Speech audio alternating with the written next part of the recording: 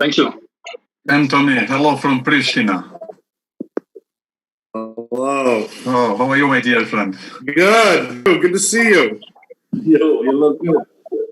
Thanks. I'm gaining a little weight during the quarantine. I was just telling my wife that, we need to start eating healthier, no more snacking. Anthony, hello from Pristina. Hello, dear professors. I'm Birsu from Nişantaşı University. I will now share the link in Zoom so everybody can see us from YouTube on live situation also.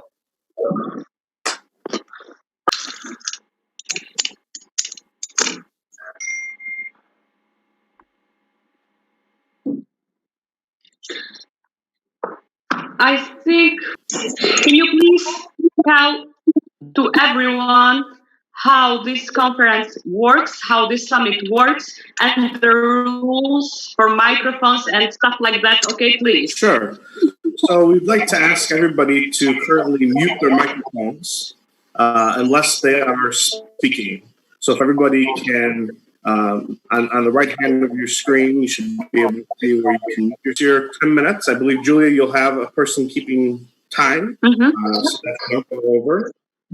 I'll notify you to give you 2 more minutes to wrap up and finish that format. If there's an issue, you can individually message Chad, Julia, or I, and then we can fix it in the background. Thank you. So please turn off the microphones. Then, after one presentation, you can ask a question, and you can turn on the microphone, then turn off again, because it's going to be huge here. We can hear each other. Right, Anthony? Correct. Okay. Selma, you're here, right? Can I see you, please? Yes, I'm here. Okay. If you want, you can turn on your camera because I can't see you. Yes, in 2 minutes I'm gonna open the camera. Wait. Okay. Anyway, you're here, and please check the time. So you're in our organization, and you'll check. I wish he's good like Harvard. Okay. We'll start now. Okay. Lovely friends, time and his contribution for all his years. Thank you, Mr. Pardew of the world, for a better or worse future for the new generations. After the world was shaken by the coronavirus, I was also shocked. I was shocked for the family I had in the United States, because at the moment I thought I would never see them again. For my friends in the world with whom we had done good projects, big projects, good things. As I remember today with my friend Anthony Preston, who's the director for global cooperations in Northern Illinois University, we started the first project with the motto, "We will change the world." You remember, Anthony?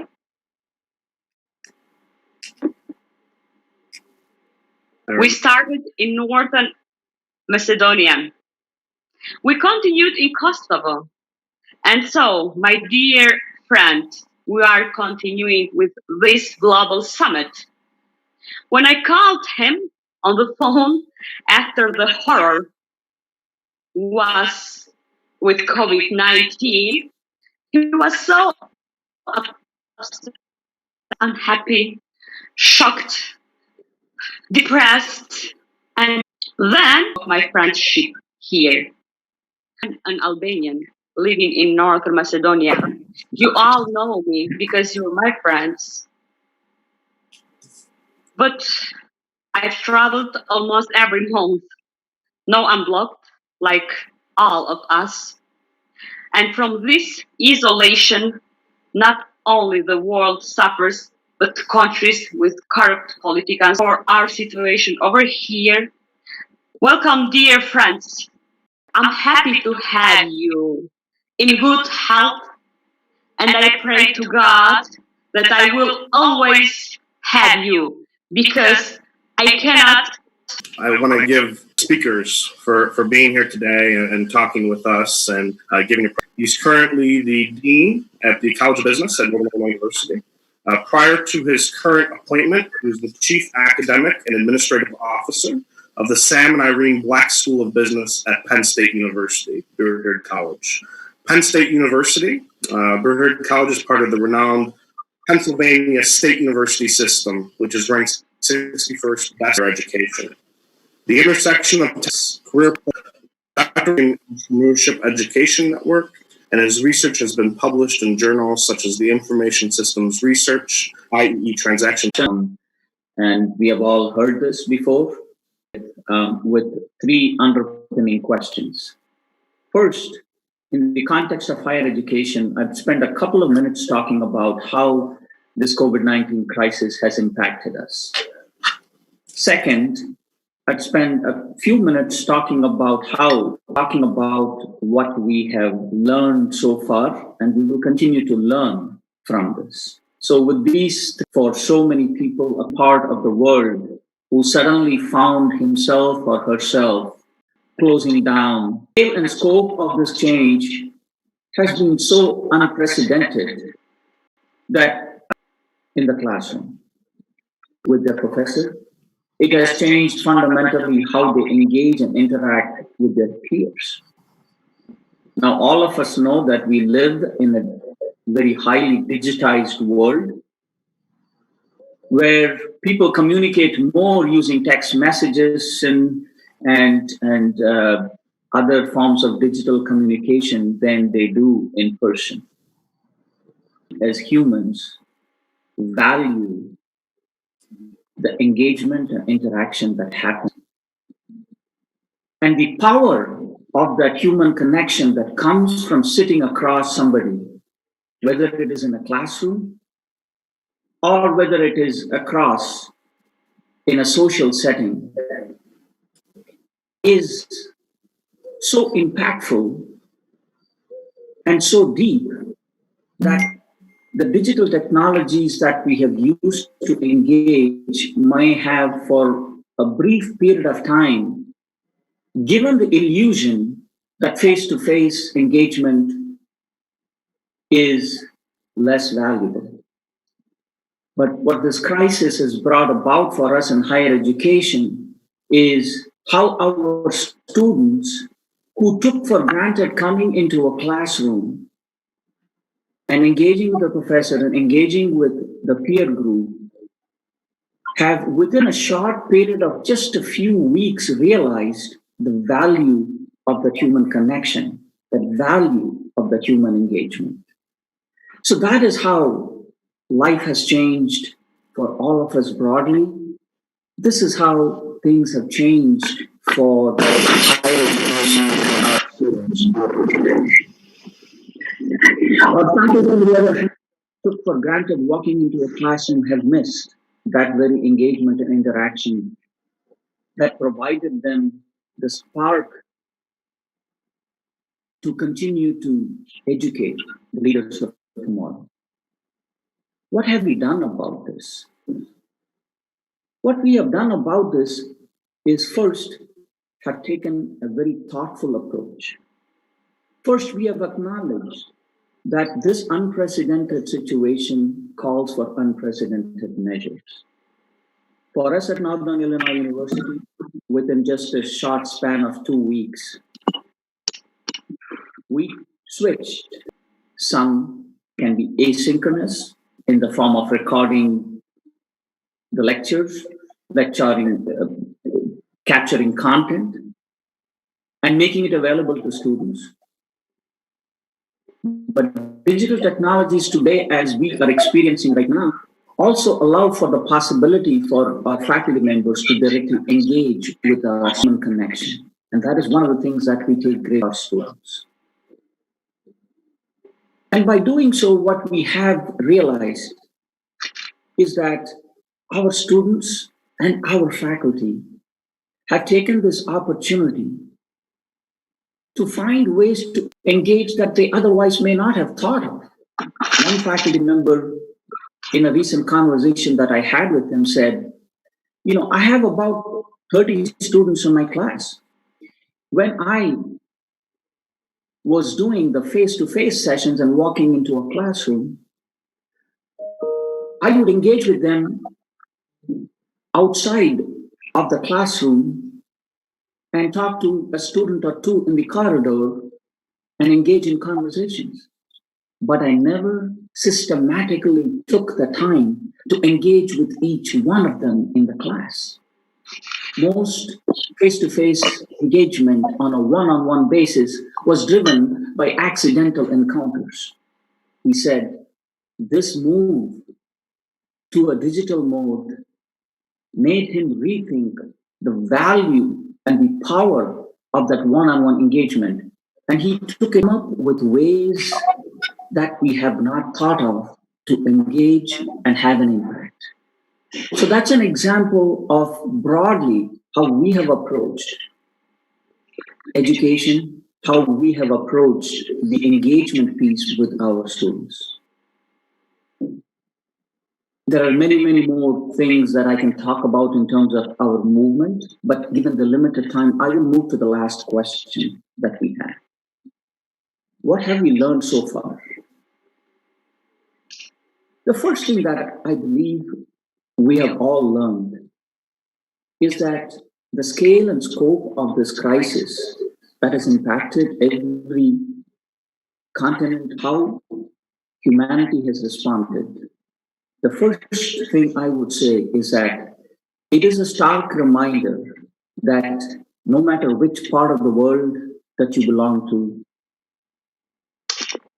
what language you speak, what culture that you have grown up in, as humanity, we have more in common is to embrace for generations, civilizations, individual lives, is that there are challenges everywhere. Each one of us in our personal lives have had challenges. Countries have faced challenges. Civilizations, if you read the history of civilizations, there have been challenges. This unprecedented time is also a reminder that challenges don't define individuals, they don't define civilizations, but how we face those challenges will define who we are and what history will define us to be. And how we have faced those challenges across the world with generosity, with care about how it impacts the lives of others, not just thinking about how it impacts us. So we can all be tremendous of transcend cultures if we break down those barriers together. We can face the greatest challenges with absolute grit, determination, and solve the problems that come our way than we can do it individually. The power of our collective efforts to cross boundaries, solve problems with ideas as diverse as the world is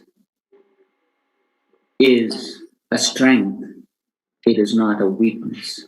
I hope that this is a stark reminder to us that diversity of the world is a strength that we all need to leverage if we are to solve the problems that face us today and tomorrow.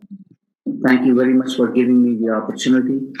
You, right? Yes, ma'am. I'm going to talk very briefly today about three particular the outbreak of this terrible virus. And finally, I want to make just a couple of comments on the activities of Russia and China in the region in a lifetime. It's a very difficult problem. We have no vaccine. We have no cure. We are all struggling with separation and methods, and how do we keep our economy running at the same time we protect our citizens? I think the first message, of course, in the Balkans is this is the important policy issue for every single leader in every government in the region, the health and welfare of the population of their country. And it should be the focus far more, not as serious yet as it has been in some of these other regions. Numbers I'm seeing are correct, so I can't validate the numbers, but what the numbers I'm seeing is it's relative leadership focus and probably personal sacrifice on the people of the region. And the second point I want to discuss this morning, stability into the region back from 1995 to 2008. And I would just like to point out that in that time, this was the issue of instability in the former Yugoslavia was resolved through American leadership, through the involvement of the United States with our closest bilateral effort led by the United States. And that is in considerable contrast to the current foreign policy of the Trump administration. In case you don't know it, I am a very outspoken critic of the Trump foreign policy, and particularly most recently on his policy in the Balkan region. I think the unilateralist nature of American efforts to recover from some of the damage international leadership. I will lack of American leadership right now more helpful there than we have been. Well, that's unfortunate. And then to be specific to American policy, I have written publicly in criticism of the effort by the administration in Kosovo to somehow solve magically this string between Serbia and Kosovo on UN membership policies and procedures that brought peace and stability to the region. The United States had several important interests in this region. One is the security and stability. The second is the development of democracy, anti-corruption, rule of law, and those kinds of characteristics of the new nations emerging from the former Yugoslavia. And the third is the integration of these nations into Euro-Atlantic institutions, into NATO, into the European Union, and others. And I think that should be the focus of our attention, along with COVID-19 remediation efforts right now, and not some kind of short-term effort to get a political settlement.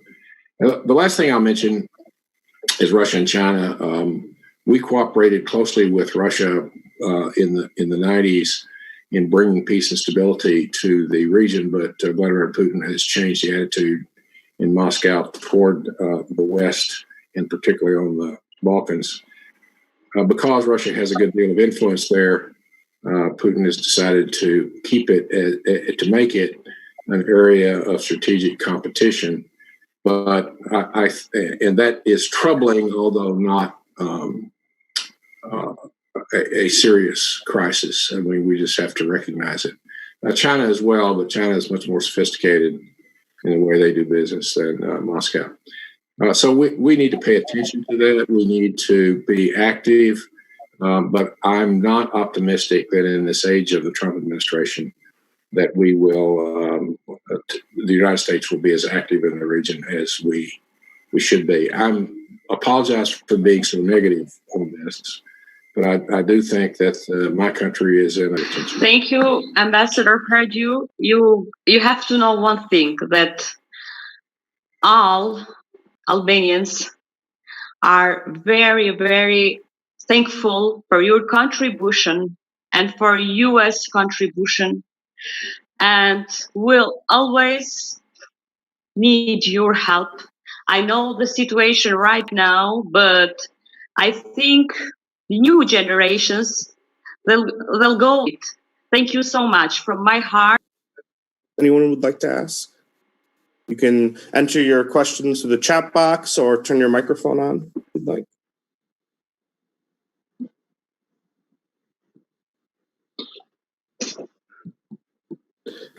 Okay. Kevin, go ahead. And I have one as well. Yeah.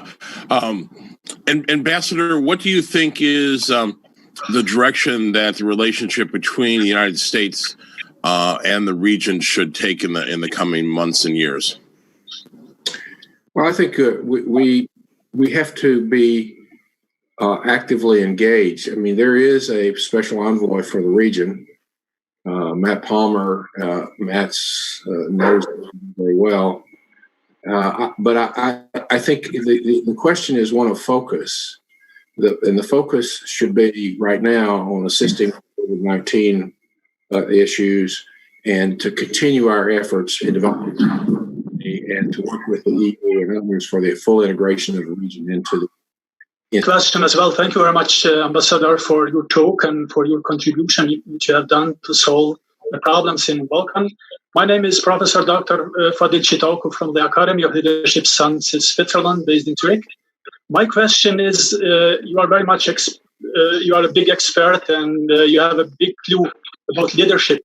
How prepared was leadership of USA and maybe some developed countries as well to face this crisis with this very tiny little virus? I think it caught us all by surprise. I'm not big right now on finger pointing. I think that over time we will find out exactly how and where this started and all that. I think it's a waste of energy right now to focus on expressing blame. I think it caught everyone knew the World Health Organization and authorities in every modern country knew that there was a danger of a pandemic. It just happened so quickly, and it spread so quickly in unpredictable ways that I think it overwhelmed the capacity that we had, and we're now struggling to catch up. So to me, this is not a time for blame. This is a time for finding solutions. And so I just would hope our governments, work together more closely than, frankly, my government's been willing to do, to find common solutions here, because there's a level of expertise that's been developed in Italy and Spain and Germany, in the UK, and in the Balkan regions that we should all benefit from. And it requires a multilateral approach to addressing this problem that caught, frankly, everyone not totally unprepared, but somewhat unprepared, some more than others. And we're now dealing with the consequences of that.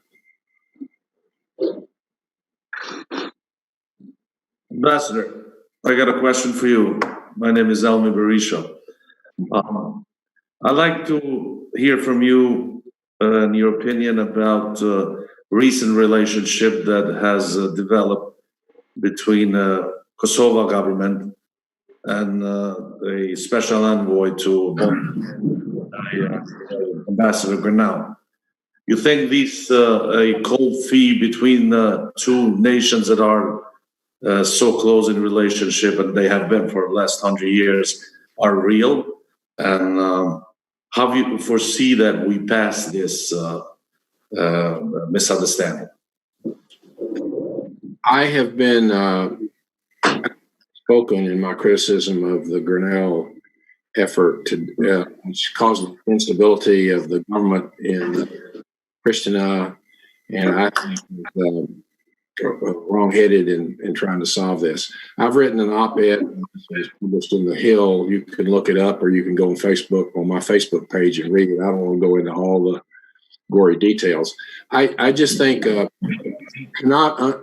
can easily underestimate the complexities of some of these issues that on the surface look like they would be easy to resolve. But this is the Balkan region with a long history of issues. I think the idea of a land swap between Kosovo and Serbia is a fantasy. I think it ultimately would not work, and the United States achieved peace in the Balkans by focusing on the rights of citizens, not on territorial boundary redrawing. And I think that should be the approach here, that redrawing boundaries is not a solution to ethnic problems. And any effort to do that, particularly in the Balkans, I think is somewhat destabilizing, and it won't solve the problem. This is a long-term, difficult issue. Serbia, at some point, has to come to the reality that it, in fact, conducted genocide in Bosnia and was on the way to genocide in Kosovo, and they need to face the reality of their own history and realize that Kosovo is a sovereign, independent country, and it's not coming back under the rule of Belgrade. Certainly not anytime soon. The sooner they realize that, that will then open up their path to integration into Western democratic institutions. But I just think the current administration has some fantasy that they can have a short-term fix to this, and it's not going to happen. Thank you, President. Ambassador Pardew, Dr. Rajagopalan sent a message in the chat. He has a question. His question is, given the long history of the U.S. in being a leader in the world, are you optimistic that we will continue to lead in a way that gets the respect of the world? I think enormous damage has been done over the past 4.5 years. And please turn off the microphones, please. We need to hear perfectly the ambassador, please. Sorry, Ambassador. No, that's fine. I think enormous damage has been done. I'm not a unilateralist. My experience has been the success of multilateral approach. It was the policy that made the United States and Europe safe for 70 years. And I think discarding that and going off to some unilateral engagement is a gigantic mistake. But that's the course that this president has chosen. It is going to take us some time to recover from that, but I am confident that the United States will return to a strong relationship with our democratic allies in Europe, Canada, and the Far East, that we will relearn to value the importance of NATO, the European Union, the United Nations, and others.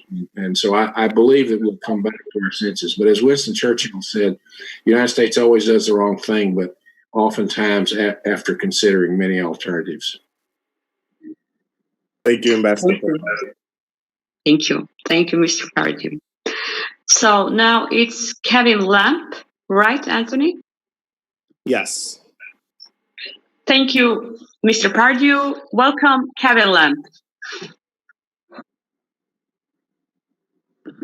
Very good. If you could open up, let me share my screen, please. I will start my presentation.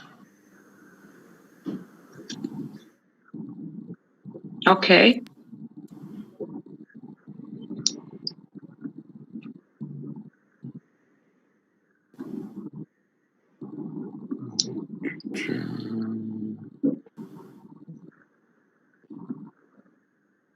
Anthony? Yes, ma'am. Are you there? I'm here. Do I have to do something here or just slides, right? I believe Kevin can just share his screen. I don't think he says the host needs to enable attendee screen sharing.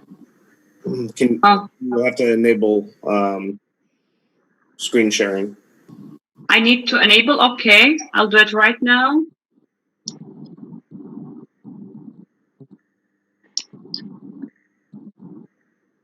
Just a second. Okay. Okay, sorry. No worries. So who's doing that? Kevin, do you want to maybe introduce yourself a little bit, where you're from? Yeah, absolutely. Yes. Thank you, Anthony. Let me I'm Kevin Lampe, based in Chicago. I'm with Kurth Lampe Worldwide. We're an international political consulting and crisis management firm. I have a long relationship with the region, going back to 2004 when I lectured at Southeast European University in Northern Macedonia, and since then have traveled and worked on political campaigns in Kosovo and Albania, and have both gone for business and pleasure to the region. And so I am very much appreciative and have a great understanding and a great love for the region and the Albanian people. They have been welcoming, they have been joyous, and they have been tremendous people to share learnings with and to be able to work with on a regular basis. Let me first say that Ambassador Pardew, I agree 100% with everything he said. And his insights. Now. Sorry, thank you. I'm fine now. Thank you. Okay. And his insights are absolutely terrific, and I appreciate those, and I hope to connect with him after this call, because I'd like to continue some of these conversations. But your insights are powerful, and based on tremendous experience and a great expertise. And as always, I like to say to members of our diplomatic corps from the United States, you are the front lines of democracy, and the sacrifices that you and your family make in order to do that for our country. I admire them and am inspired by them. And so I'm going to go through my presentation here.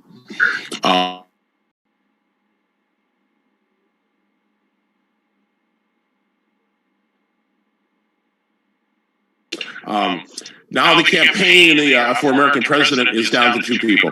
It's Trump versus Biden. A couple background things here. Biden started off as the presumptive nominee, and then the campaign happened, and a variety of candidates joined in, one of the largest, most diverse fields for president for the Democratic nomination we have seen in ever. But then after South Carolina, when Biden proved that he could win a major state with a diverse population, Democrats, the voters in the Democratic primaries, they decided that Biden was going to be the nominee. And it didn't matter. And Biden was going to be the person that could beat Trump. And that's what Democratic voters decided. It could have been any of the other candidates, but the voters made a decision, and they clearly went forward with him. But now, as we moved into this new political reality and our reality of our human lives, clearly the question is going to come down to voters: who can lead? Who is going to be the person that is going to be able to lead the United States and hopefully the world in this given situation? We've seen this happen before in American history, when during as the Americans' Great Depression was starting, Hoover was thrown out of office, a Republican, and replaced by Franklin Delano Roosevelt, who went on to win 4 terms as president. And so the American people, I think, can be trusted to make the right decision. Obviously, I'm a partisan. I've traveled with Vice President Biden and have worked with him over the years, as well as the work I've done with Barack Obama. But what is going to happen is President Trump is clearly going to run his campaign based on his leadership. Is he the one that can lead America back? He is telling everybody that, yes, the economy is in a bad situation, but nobody else can bring it back again. I've done it once. I can do it again. That is going to be his message. Biden is going to be able to talk about the fact that we're in this together. It's going to be more of a universal approach, and that Biden is going to say that, if you do not want Donald Trump's style of leadership, please vote for us. But also look at the fact that how government can assist and work with people. And so that's going to be the referendum. All re-elections for a president are basically a referendum on their leadership style. Now, the big question is, how will we vote, though, in the United States? we're going to have either mail or in-person voting, or both. And the Republicans have clearly made a decision that they are not interested in mail balloting, partly because they understand the fact that with a mail ballot, that the Democrats will do much better than they will. And they insisted it in one of the primaries in Illinois and Wisconsin, that one of the primary elections, they insisted upon an in-person vote. And we've already seen people that have now died because they participated in that vote. And so watch for a decision over the next coming months of whether there'll be more access to mail balloting as opposed to in-person balloting. Then the campaign. How is social distancing going to be a factor in how Americans will participate in this campaign? Is it going to be online or in person? President Trump really took what Obama had started with political rallies and took it to the next level. I've attended the rallies and watched it in person, and it is amazing the fever pitch that the president is able to stir up his supporters. And it is just remarkable, the showmanship and the how would you say, the inspiration and the fact that anything he says that audience believes, and the rabid support that his supporters have for him. But the question is, can we put 40, 20, 15,000, 100,000 people in a stadium for a rally? Is that going to be something that's going to be more dangerous for people's health than actually being able to do it? What are going to happen with the debates? Will they be able to debate each other on the stage? How close can they be to each other? We now also have worries. 2 members of the president's staff are infected with the virus. Is it going to spread throughout the White House? Does both vice president and the president, do they become carriers themselves? And do people not want to be with them in a room? So this is one of the things to watch in the coming elections, how the impact on social distancing will have on the course of the campaign, whether it be online or in person. Now we've turned into internet wars. Because of the social distancing, we're going to see more of the use of the internet in how we conduct the campaigns. Thus, the fact of fake news and fake websites and fake campaigns. We clearly saw the Russian influence on the American campaigns last time. We saw their influence on Facebook and other social media platforms where they create.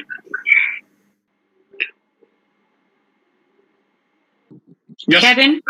Yes. Sorry. Please turn off the microphones. Okay. Turn off the microphones, please. Okay, Kevin. Sorry. It's okay. We saw it during the last campaign, the Russian influence on the social media platforms and how they influenced and participated in the election. The Russians clearly were trying to make a difference and trying to elect somebody that would be more friendly to them when they'd make their choice, Trump over Clinton. And so what has happened is we need to make sure that that information out there is vetted, make sure the information out there is tested, and make sure that information out there is accurate. And that is important for everybody that's going to be voting. And so it's going to become more important for voters to be able to take a look at what's written on the internet and be able to make the kind of choices they can so they can make a more informed choice when they decide to vote for president. Going to be Zooming the voters. Platforms like we're using today, Zoom and other social media video interaction is going to become a big part of what campaigns are doing. We know a congressional candidate, in fact, running down in Kentucky, who has been able to interact with far more voters than he has been able to if he was just driving from town to town throughout the congressional district. And so it is important for people to understand that this platform and this system of connecting with voters is here to stay. People more and more will be using this platform in order for them to be able to reach the voters and be able to connect with them and be able to motivate and persuade them. And now show me the money. We say in American politics that money is the mother's milk of all campaigns. Without money, you can't do the things that you need to do. Everything costs money. whether it be the purchase of advertising, whether it be the purchase of campaign materials, signs, rallies, staff, building a grassroots organization that's professionally managed by the campaign staff. All these things cost money. And will the economic impact of the pandemic change the amount of money that's going to be put into campaigns? Now, there's an entire class of people in America where the economic changes does not affect their ability to give. But as we've learned from the last couple of years, grassroots giving, whether it's $5, $10 a month from individuals, those have a large impact. And we're able to maintain a campaign based on millions of donations from very small dollars. Will people still have that $5 or $10 that they are willing to spend? So it's going to be a very interesting and exciting time to watch how money and its influence will change during the course of the next American election. So I will open up for questions here. As always, it is such a pleasure to be with all of you. And once again, let me state again my great love for the region. My disappointment in that we weren't able to gather in person in April as we had previously planned. Thank you so much, Kevin. It's our pleasure to have you here, and I will you're ready for our elections too. The same situation over here. So they making money in this pandemic situation, and the government it's quiet, especially our Albanian party. You know, they don't say nothing. The opposite is very active, but we need you here. We want to change here. We're tired of everything here. Thank you so much. If you have questions, please ask Kevin, please.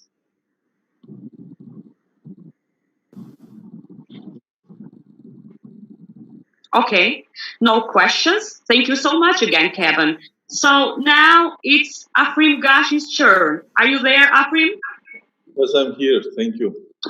Thank you so much. So let's hear from Macedonia, Northern Macedonia. You have people with love. They helped Macedonia so much, and Albanian people too. So let's hear from there. Thank you very much for giving me the floor, but I want to emphasize one thing. Now we are starting the bad English part. So no, you're fine. You're perfect. First of all, let me thank and send greetings to Honorable Ambassador Diplomat Pardew. Also, I want to send greetings to Dean of Northern Illinois University, Mr. Baljaji. Dear rectors, professors, politicians, experts, and not less important, but most of the important persons here, Ms. Gjyla Çeliku and Anthony Preston, thank you very much for this organization, and thank you for having me. Today, in this honorable and respected summit, with all these respected participants, I decided to speak about our world after pandemics. Nothing will be like it was before. This is the slogan or keyword of almost every text and analysis that is done in the world today about the effects of pandemic caused by COVID-19 virus.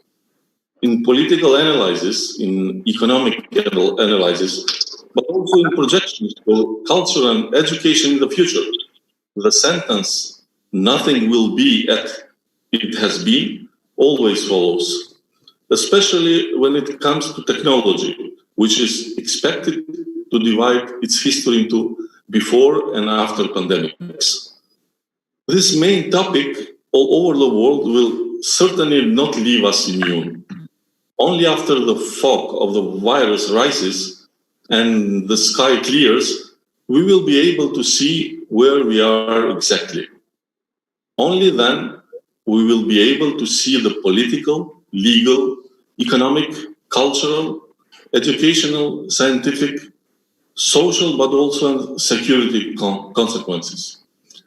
Therefore, I'm very convinced that in the political discourse in the future, I'm talking about here political organization, solving public health issues, immunization topics, health and physical security, but also the scientific support of medicine, health system in the country will be among the priorities that will constitute the axis of public discussions. In this regard, we will have as a topic our legal constitutional system in extraordinary condition, while a special dimension of public political discourse will undoubtedly be the economy. How can we recover the economy? How much we have damaged spending on projects of concrete and marble? How much high corruption has harmed the state? But also how much we will have to invest for distance learning, but also in general for distance work, as well as for online technologies in the organization of state administration and many departments of the state. Political parties in Macedonia, realizing that nothing will be as it used to be, should know that even they are no longer expected to be that they used to be. Clashes, quarrels, lack of transparency, control of judiciary, lack of investment in health are topics that will determine the future of the political scene in the country. Alternativa, as a political party in power, with all its departments, has been active during this situation. And before the situation outlook, we have only Ministry of Culture, with which we have influenced and changed a lot in the country. But unfortunately, this ministry is not what would help the pandemic situation. We have made our contribution through various humanitarian activities, awareness-raising activities, and also through our directories, which we lead. The directors of the hospitals, which has many conditions as they have and how they have, they gave the maximum. For example, the director of the pharmacy, Ms. Riza, did the perfect job. Because of that, she was congratulated by all sides because she did her best to help the situation.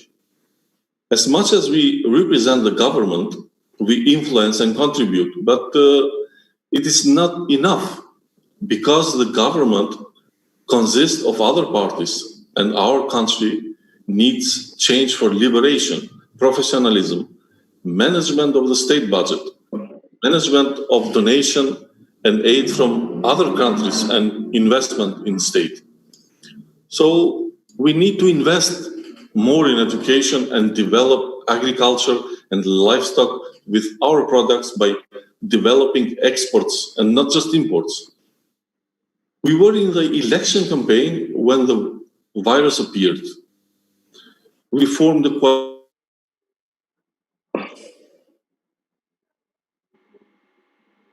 Are you here? Hello? I can't hear you. Afrim? Can you hear me? I think you might be having technical difficulties, Julia. Yes, maybe he's having technical problems. I don't know what's going on. There are 3 more minutes for him left to talk. Okay, Selma, thank you, beautiful. We'll wait for him to come back and we'll finish with Afrim Gashi. Then after Afrim Gashi is Ziadin Sela. Okay? Afrim? Can I proceed? Yes, sorry. Okay.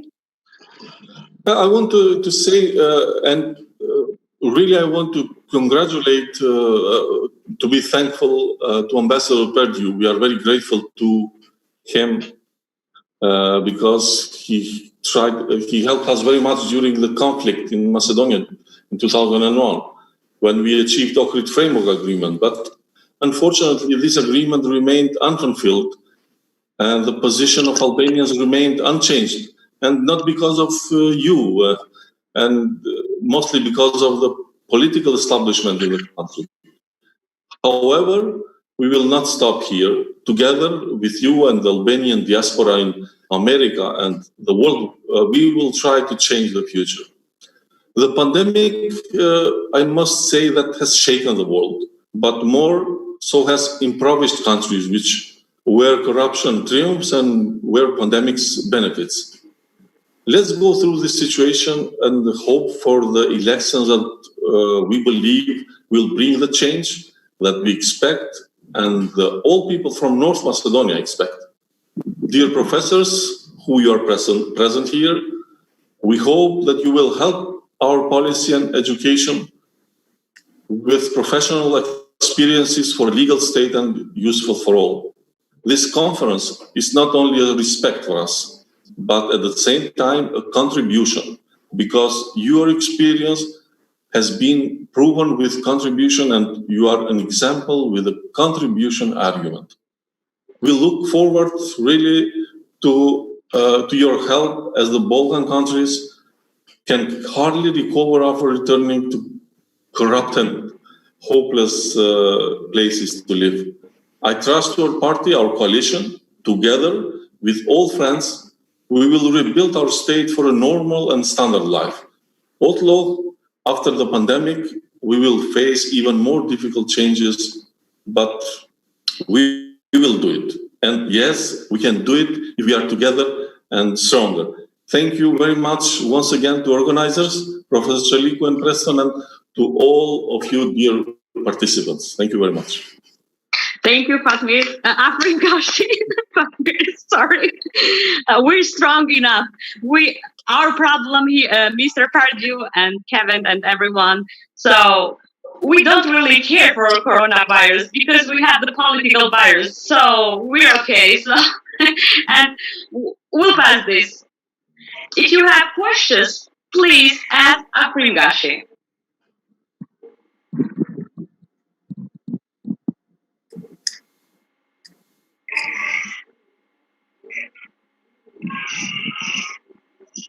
Okay, looks like no questions. Anthony, are you there? There. Okay, now is Ziadin Sela, right? You are correct, yes. Yes. Ziadin Sela, are you here? Yes, I'm here. Welcome to our global summit. And let's see how is Macedonia right now from your opposition party, Alliance of Pirates. Thank you for that.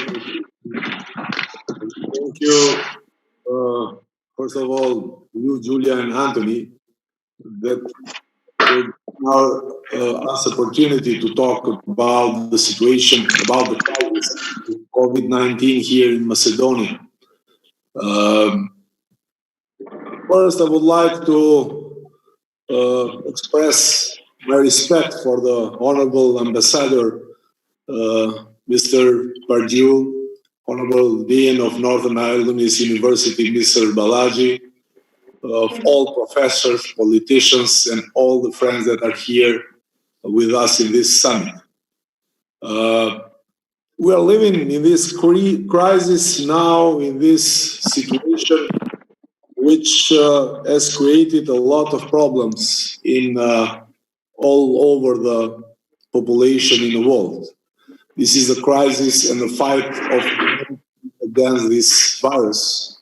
And unfortunately, all this crisis should be led by respecting the measures that are given by the World Health Organization.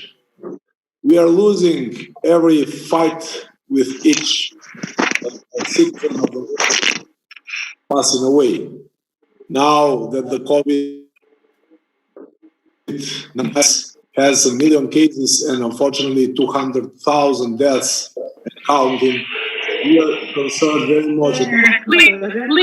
Please turn off the microphones, please. Just Ziadin Sela can have on the microphone. Please turn off the microphones. Sorry, Mr. Ziadin Sela. No problem. Okay. We are concerned about this actual situation, but we are concerned also about what will happen after this crisis.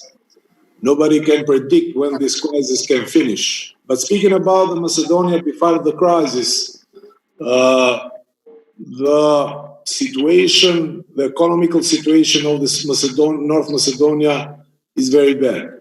The World Bank did one, as a result of the World Bank in Macedonia, living about 27% of population is living in poverty. And 35% of population is living on the border of the poverty. Together, this brings to 62% of population that are living in poverty, and this was before the crisis.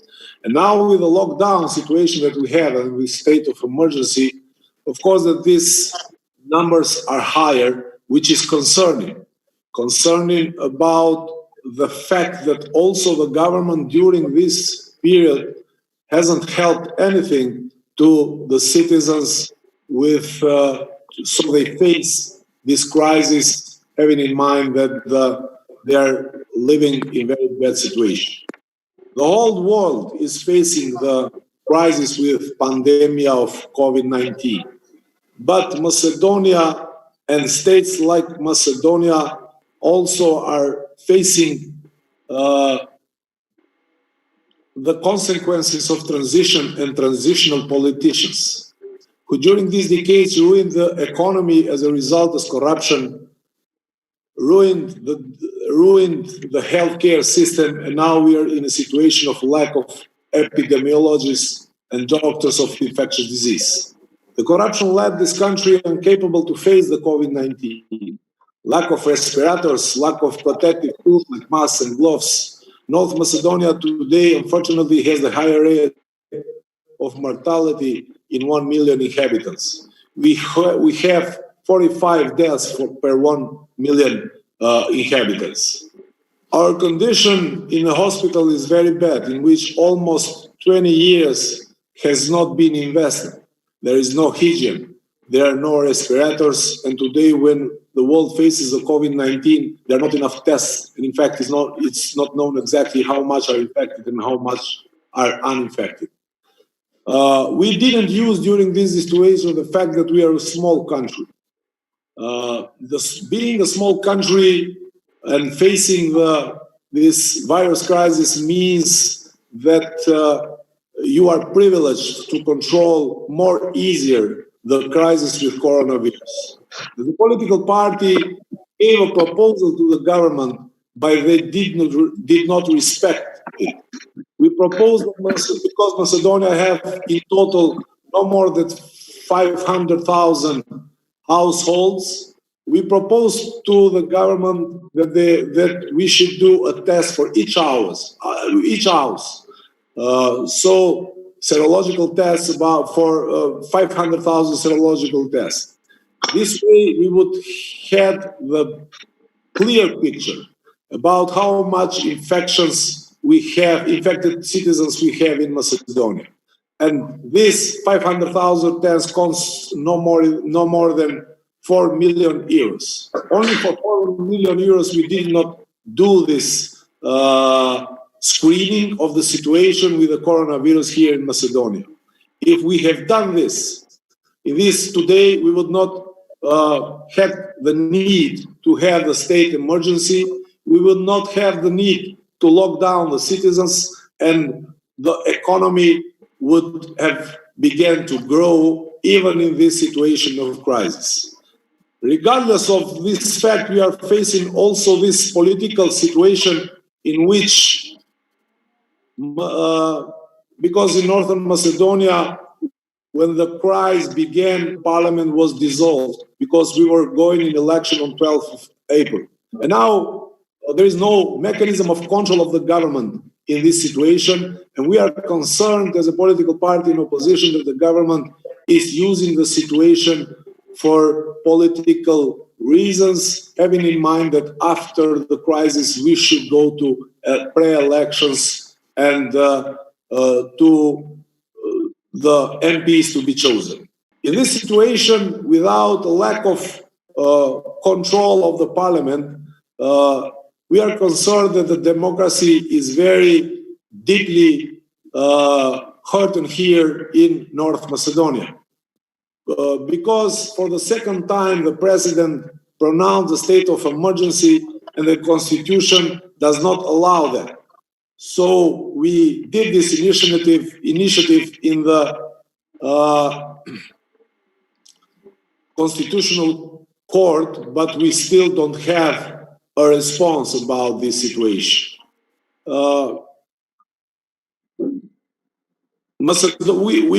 You must know that Macedonia is a parliamentary democracy and not presidential democracy. We don't want, with this our initiative, we don't want that in the future to create the precedent and the precedent to pronounce state of emergency for different reasons, having in mind that Macedonia is still a country with deep internal problems and not resolved technical issues. I heard and I appreciate and we like never to stop the aid of United States of America here in the region and in the Balkan. In 2001, there was a conflict here in North Macedonia. It was a conflict between Albanians and Macedonians. And Mr. Pardew did a lot of great job to stop that conflict, which led to the constitutional changes. But in that time, I must say that we brought the peace, but not the justice. And today, Albanians, even that they are third of population, they are treated like minorities. We did not bring justice during all this time, and now we are facing also in this crisis this double standard of treating the citizens. A lot of citizens from Albanian ethnic community are convicted with fines of not respecting the state of emergency and the period of lockdown. But the same thing is not happening to the Macedonian citizens. We reacted about this. And in this situation, I think that together with integration of Macedonia, North Macedonia, in the international institution, or in NATO and European Union, also this ethnic problem should be resolved here in Macedonia. This would be a thing that we, together with the coalition that we have with Alternativa, will try to resolve so Macedonia gets the stability and peace. Of course, the situation with COVID-19 is also reflected to the educational system. Unfortunately, Macedonia, having in mind what I said about the poverty, has a lot of students that they don't have conditions to follow up this digital platform because they don't have smartphones and even internet connectivity. We have reacted as a political party about this whole situation, and we hope that we slowly will go out from this situation. At the end, I would like to thank to Mr. Ambassador, to Kevin Lampe about the contribution that he gave in this summit about the way that we should do election also here in North Macedonia. We appreciate this. He's going to come and help us. Excuse me? He's going to come and help us. Thank you. I appreciate that. Yeah. I also would like to thank to the Albanian American lobby that has continuously contributed to the Albanian cause here. And also, December, I'm seeing in the moment Mr. Ramazan Hajdini. I thank you to Albanian Association Vatra and its president, to Elmi Berisha, who are also giving their contribute to build the peace here in Macedonia, and to all the participants in this summit. Thank you for your attention, and I hope that we will prevail. We will win this battle as humanity, and also to build a peace everywhere in the world. Thank you. Thank you so much, Mr. Sela.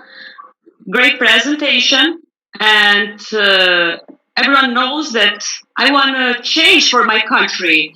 Before, I thought that to make politics in Macedonia for me was just nothing or small thing, because you see, these are all my friends. And I had a lot of projects in my life. But then I wake up and say to Julia, please help. These new generations need change. Find the right people to change this state, to change this future. I wish you and Afrim Gashi will be the change, and you'll help people and our future here. But if not, you see, we're here in public, and I'm a very good person, but I know how to criticize every time. I can do it right now. But success, I wish you success. And if you guys have questions for Ziadin Sela, you can please ask him. Yes, may I? Thank you very much, Dr. Ziadin Sela. I have to admit, as a scientist of leadership, international leadership, that you are one of the politicians worldwide that I know that has very high integrity and honesty. Respect for that, first of all. I'm Professor Prof.Dr. from the Academy of Leadership Sciences, Switzerland.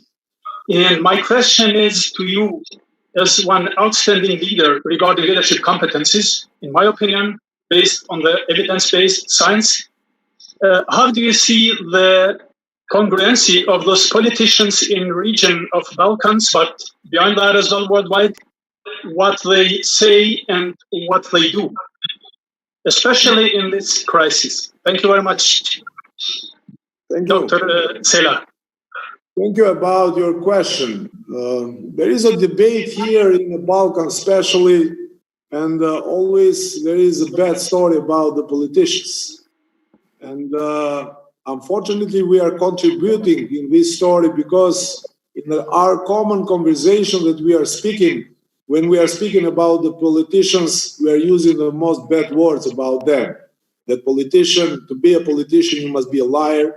To be a politician, you must be a corrupted. And I believe that this is the wrong thing that we are doing here in the Balkans. Because speaking about the politics and the politician in this way, we are just making a way to this kind of politician to win the election in here in the Balkan.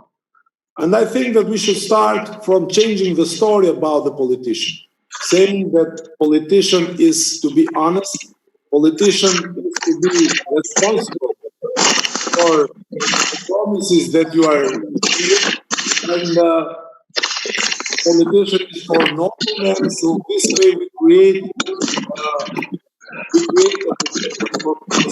politicians to win the elections and to take power in their hands. Unfortunately,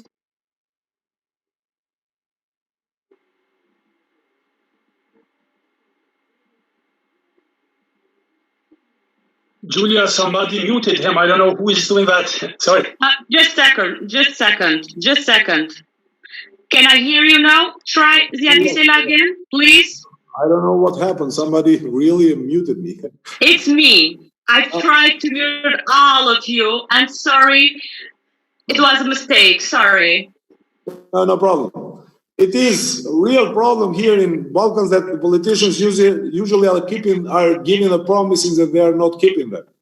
And this is bringing us in a situation, for example, here in Macedonia, with Albanian politicians, for example, that the outcome of the voters in Macedonia in Albanians is less than 40%.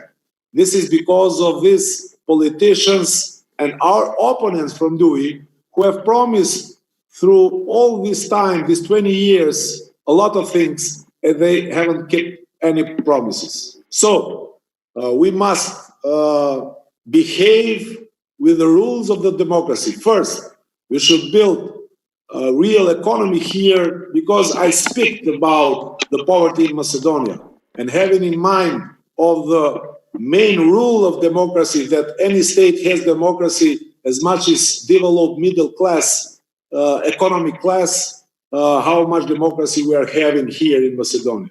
And we are very concerned about this. But also democracy is change.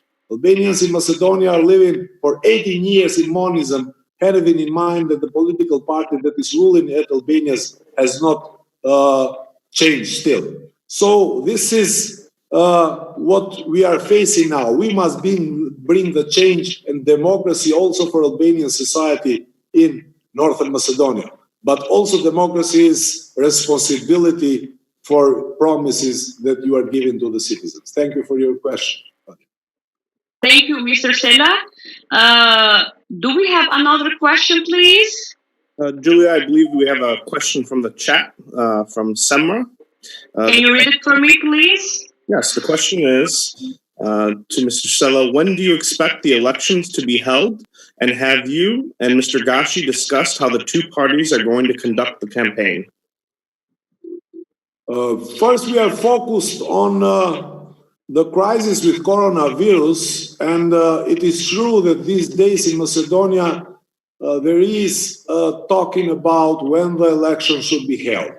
Unfortunately, the ruling party, the main ruling party of the government, SDSM, wants to go in a fast elections. But I must say that Macedonia is immature democracy. So without the international community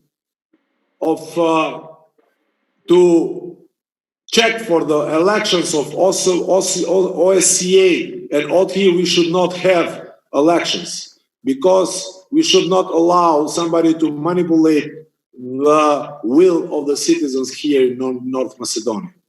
First, we believe, and most of the experts are saying, that the virus is less virulent in the period of higher temperatures. So Macedonia should go to elections when in Macedonia are the highest temperature, which means it would be the end of July and beginning of August.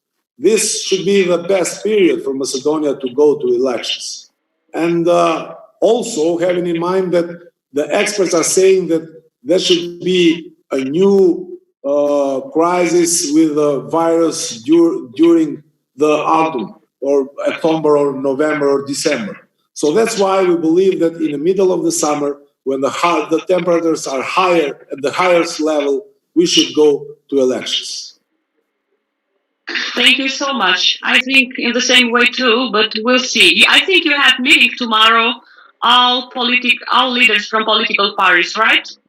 Yes, we have meeting tomorrow at 1 o'clock at the president, and we will decide about this situation, about when the election should be held here in Macedonia. We are in the situation when the parliament is dissolved. We need the parliament. We ask for the parliament to be assembled again, regardless of the fact that it was dissolved.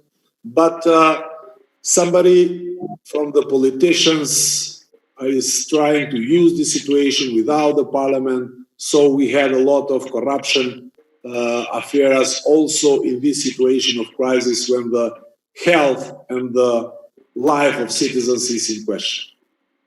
Thank you so much, Mr. Sela. Do you have any questions, please? No more questions? Thank you so much. I wish you success. I do have one question, Gjyla. Yes? Yes, Mr. Sani, can you introduce yourself to us, please? Yes, my name is Fanol Tsami. I am from Chicago, Illinois. I am a board member of the Albanian community here, and also the Albanian Islamic Center. And my question is, actually, first of all, let me do like this. I had a lot of questions to ask, but with your presentation and the people like Baljaji, James Pardew, and Kevin, they answer all my questions that I was prepared to ask for today. And we're Where's Gjyla Çeliku, Julia? She's here too. Say something for me. I'm just kidding. Well, you are the one that put this thing together, so it's a special thanks to you and to all. I'm just kidding. You know, very serious discussion. So we need to make some changes, like in our country, Macedonia. Okay. Right. My question is to Dr. Ziadin Sela. It's what is his thoughts on the Albanian or diaspora voting for this coming elections in Macedonia? Will we be able to vote from here, or shall we come in Macedonia, vote in Macedonia? The reason I'm saying this thing because of the last years, our votes was never counted in the Republic of Northern Macedonia. So I'm just curious to find out where we stand in for this new coming election. Well, thank you, Fanol. And I'm glad to see you again, my friend. Thank you for your question. I faced this question also when I've been in Chicago and in other places of Albanian diaspora. And Albanians from diaspora should come and vote here. That's why we are not having a list as coalition between Alliance of Albanians and Alternativa for diaspora, because for voting in diaspora bring us to that famous saying of Stalin. He was saying that it is good that the people to go out and vote. It is good that they put their vote on the bucket. But the one that decides who will win is not the one that is voting, but the one that is counting. That's why that happened all these times when Albanians in diaspora were voting in diaspora. I had one debate once in a parliament with my colleague from Vomero Dopamane, and he was elected as an MP with only 200 voters from United States and Canada, and in that time. And I answered to him, I only have first and second cousins in the United States as much as he has votes. So it was as a result of the manipulation that was happening. Now, I'm using this moment to call to all of you to come and vote here in Macedonia, because voting here, your vote has much more power than voting there, because there your vote will not be counted as a vote. Here, you will give your contribute to bring the change and to bring democracy. That's why the time when the elections should be held here in Macedonia should be the time when the borders are opened, because now we cannot speak about the election having in mind the fact that the borders are closed. Thank you. Thank you, Mr. Sela. And before we finish the first part, Panusan is my friend, is not your friend.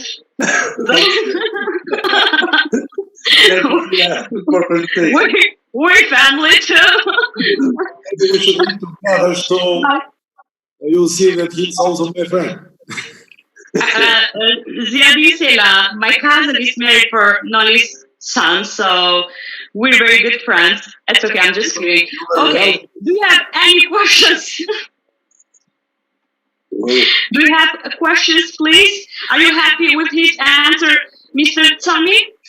Yes, I am. I am really happy, and we'll try to do what Mr. Dr. Ziadin said, to go to vote back there in North Macedonia. Because of last elections, I know for a fact, because I was in a board, I know the family of 21 people that they voted here in the Macedonian Council in Chicago. Out of those 21 votes, only 2 was counted. The other one was never counted. And they came at the same time and same day, and my vote was gone. My wife's vote was gone. So That's My mom bought too. Yes, my family bought too. So you have to come out if you want to have change here for us and for you, and to come back and live here with us. Thank you, Mr. Tommy. So, do you have any questions? No, that's my question. Thank you so much for your time and for your effort and for everybody. Thank you. Thank you so much. I just want to, to go back to Dr. Sela and wishing him a lot of success further. And don't change your integrity and honesty as you are, because people need role models, and you are one of them in Balkans. Thank you. Thank you. For Gigi, sorry, thank you. You can say thank you because I said thank you for you. It was a suggestion. It was not a question. So thank you to Mr. Çeliku. Thank you. Yeah, thank you. Okay, questions, please. Anthony, are you there? I am here. Are we done with the first part? We're done with the first part. We have a What's break. the surprise? What's the surprise then? Do you have any surprises? You want me to play your music for you while we go on break, but No, I want the music, but if you can, I'll be very happy. You know that. I'll try to put it on. But do you want to? Let's take a 10-minute break. It's 10:45 a.m. and it would be, what is it? 6:45? No, 5:45 p.m. European time. So if we can come back 5 minutes till 11 a.m. or 5 minutes till 6 p.m. and then we can get started with the second part. Does that sound good? I think for me sounds good, and I think for the others too. So we'll be back here 6 p.m. or what time, Anthony? 6 p.m. We'll take 15 6 p.m. minutes. Yes, you have 15 minutes break. We have a lot of coffees here, but we don't have you to give you the coffee. We have a lot of food, but we don't have you. So see you again 6 p.m., okay? Sounds good.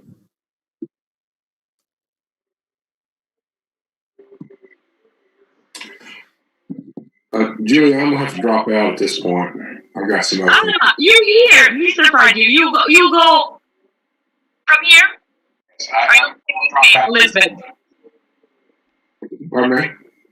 Or you want to stay a little bit with me here? I'll be here. I'm not going. No, I have to. I have some other stuff I have to do, so I'm gonna drop off at this point. Okay. Thank you so much again from my heart. So I think you got the presentations from Afrim, Gashi, and from Ziadin, Sela. This is our real situation, Mr. Pardew. And as I wrote to you, and as I told you, we try to change things. We're stuck here, so we can really take a fresh air. Everything is messy here, and this is the real situation. Well, I have to say that the Albanian community in North Macedonia has a lot of political power if they choose to use it.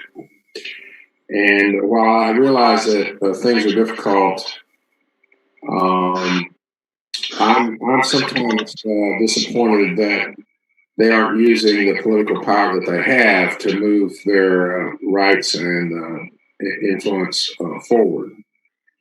And so I think, you can't expect foreigners, Americans or Europeans, to solve all of the problems in North Macedonia. Particularly the political leadership can do more. They can use the courts. They can use their political clout. Nobody can form a government without you.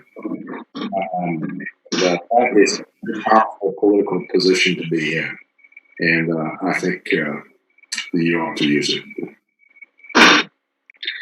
If we win, I wish we'll use it. But if not, I think we'll win. I have very positive things, and I think we're strong this time and we'll win. I want to have change. This is all, not win or lose, This is the thing, change. Well, I think the political leadership has to deliver at some point. And if they don't, there needs to be new political leadership. that's kind of a hard way to look at it, but it's not enough just to complain. It's you have to take the authorities and power and institutions that are available to you and use them. Demand your rights and use the influence you have to guarantee them. Because the Albanian community is a very large element in Macedonian society. Thank you so much. Here, you want to say hi? Here is Arbor. Just a second. He wants to say, Mr. Pardew, he wants to say hi to you. Hi, dear ambassador. How are you? How you doing? Good to see you. Sorry, today I was very busy, so I have to finish something I couldn't attend. How is your life? So your health? I'm doing okay. I'm hanging on. Yeah, I'm glad to see you and to hear you. Right. Okay. Yeah. Albert, excuse me. Let me thank you for your advice, Mr. Ambassador. Yeah. How are you, Mr. Sela? I was thinking that only with Mr. Pardew I'm talking. You got the whole game. How's everyone?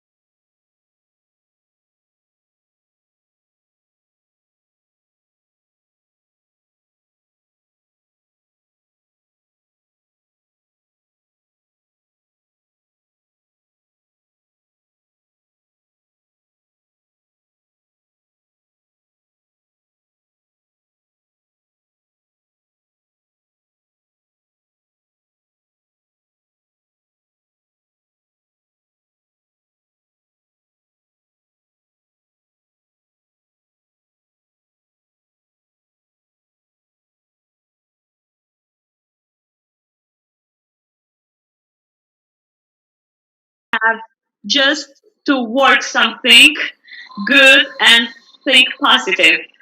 How's Florida?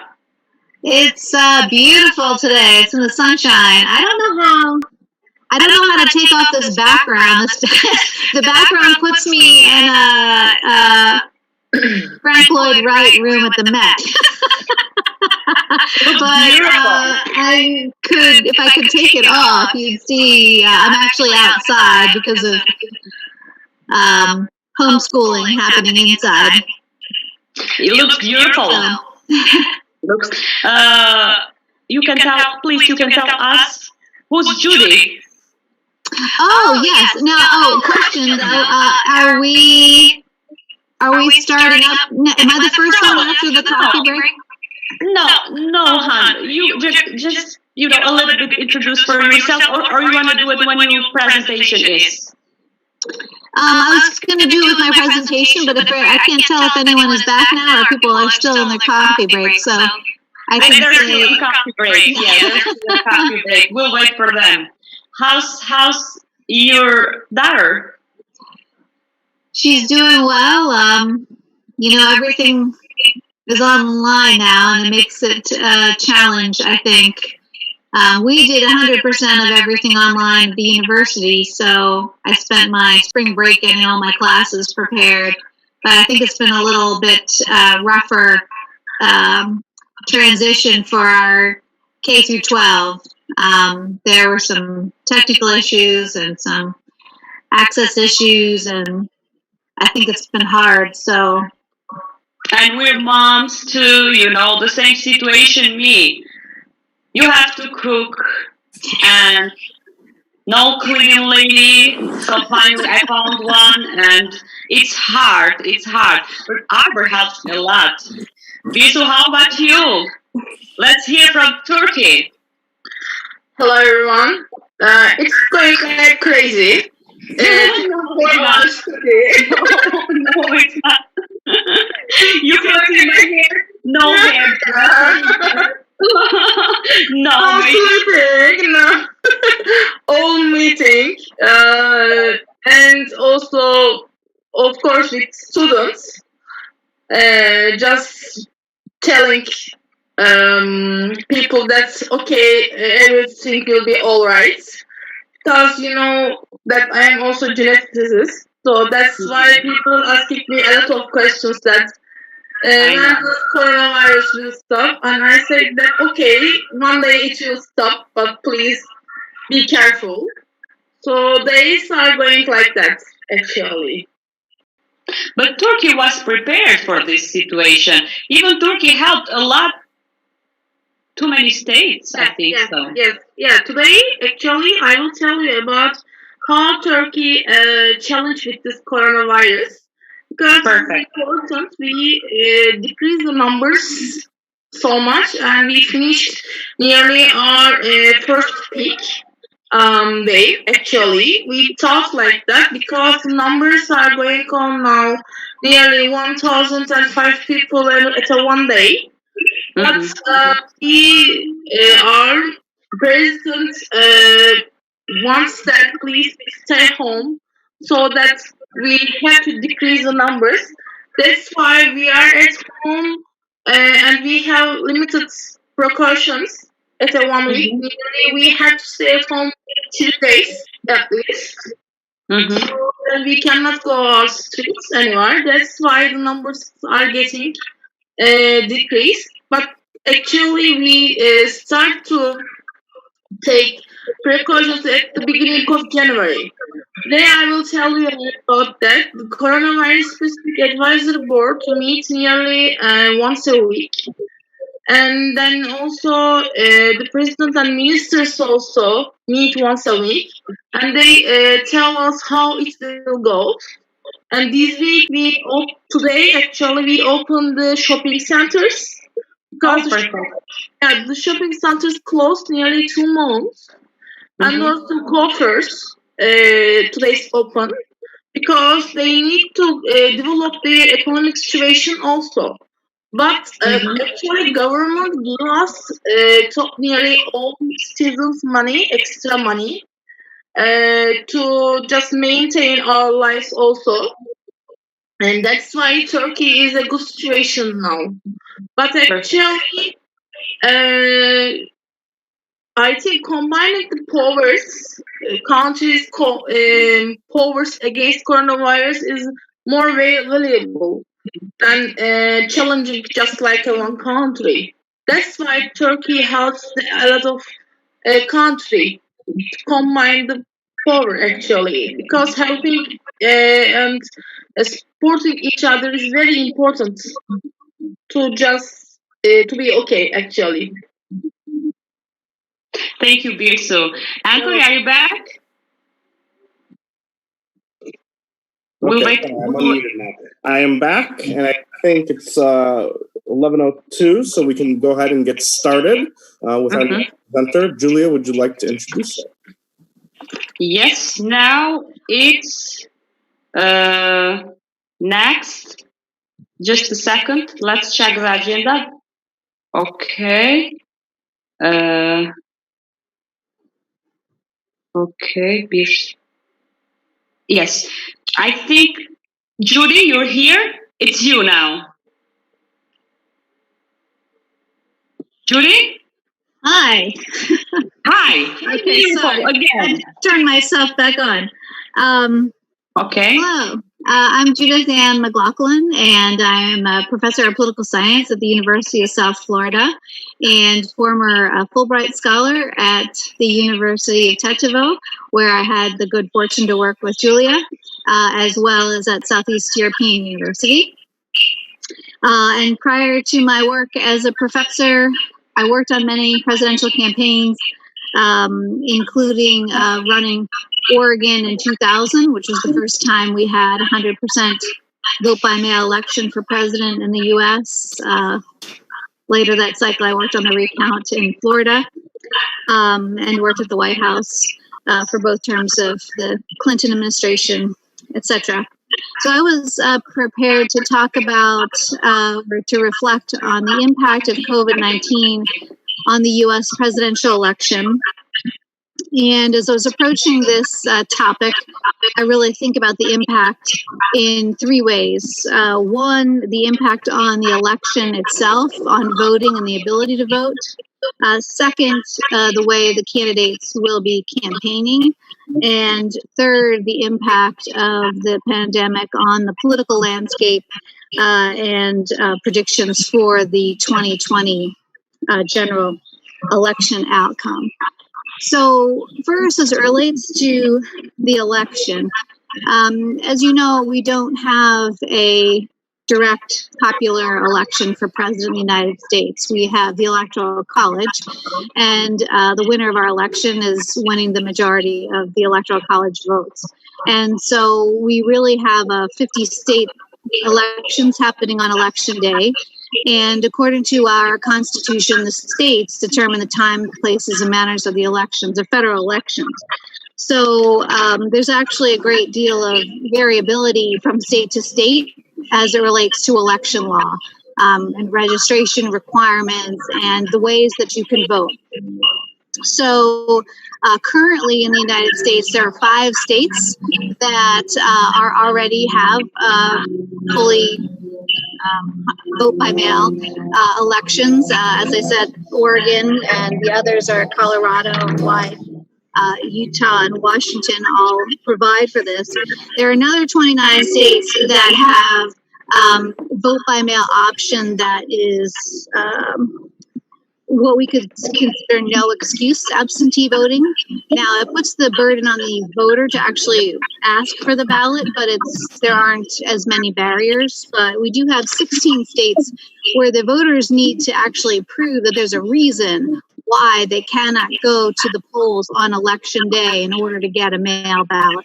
So this is where the focus will be, I think, in the coming months to try to increase access to voters to be able to vote on election day. So some of these states, like for example, New Hampshire, have already moved toward having COVID-19 be an excuse or a reason for the voter to be able to vote by mail. But of course, as we saw in Wisconsin, there are going to be logistical issues to significantly ramping up our ability to vote by mail in the U.S. From printing the ballots and processing the ballots and distributing the ballots and mailing the ballots. Local election officials as well as the postal service are going to have to. There's just a lot of capacity building that's going to have to take place in order to really increase access to the election. And this will have an important effect or impact on turnout and our confidence in the integrity of the election system. So that's one thing that is on my mind as it relates to COVID-19 and the election, is the actual voting process. The second, I would say, is the campaigns and the way that we'll be campaigning. Kevin already touched on this, but typically here we would have an emphasis on grassroots campaigning, what we call canvassing, or going door to door and hosting house parties and rallies. And of course, our president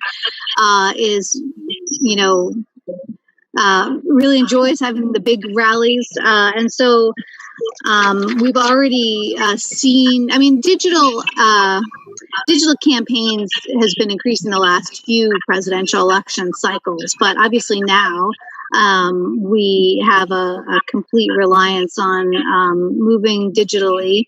And, there was a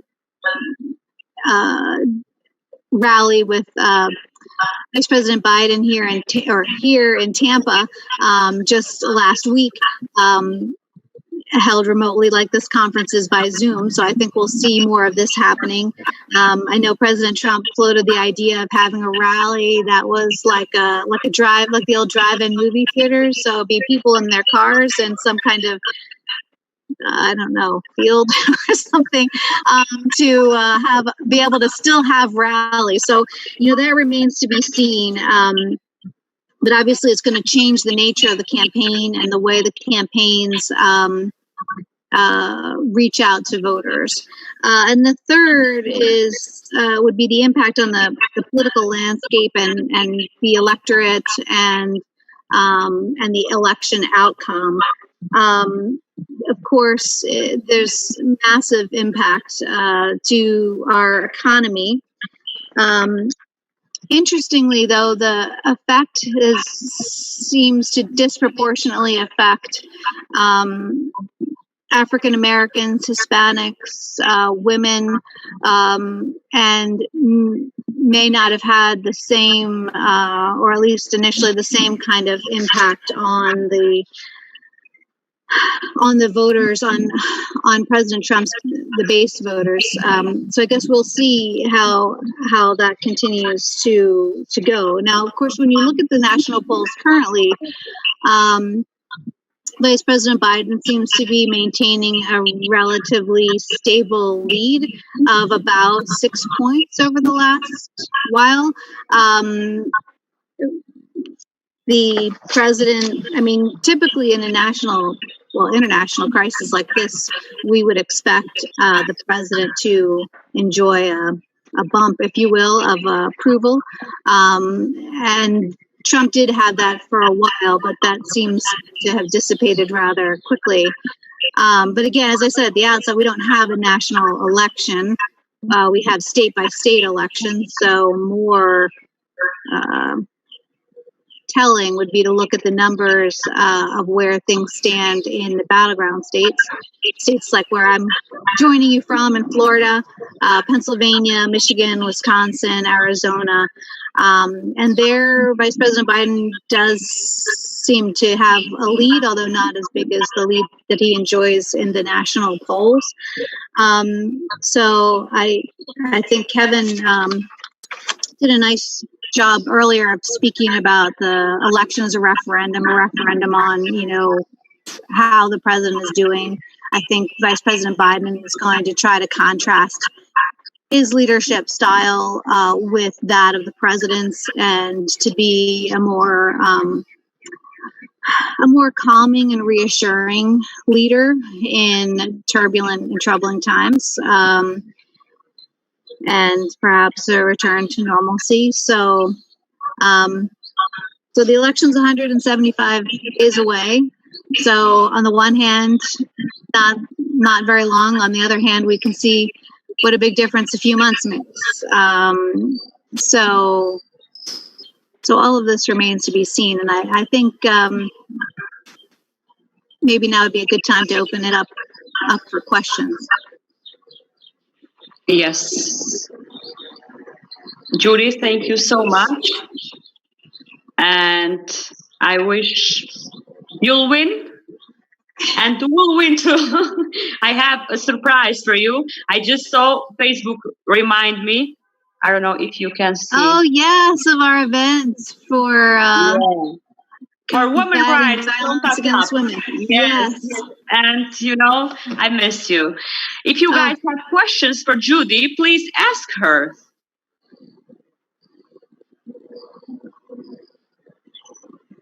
Kevin is writing wonderful information. Anthony, are you there?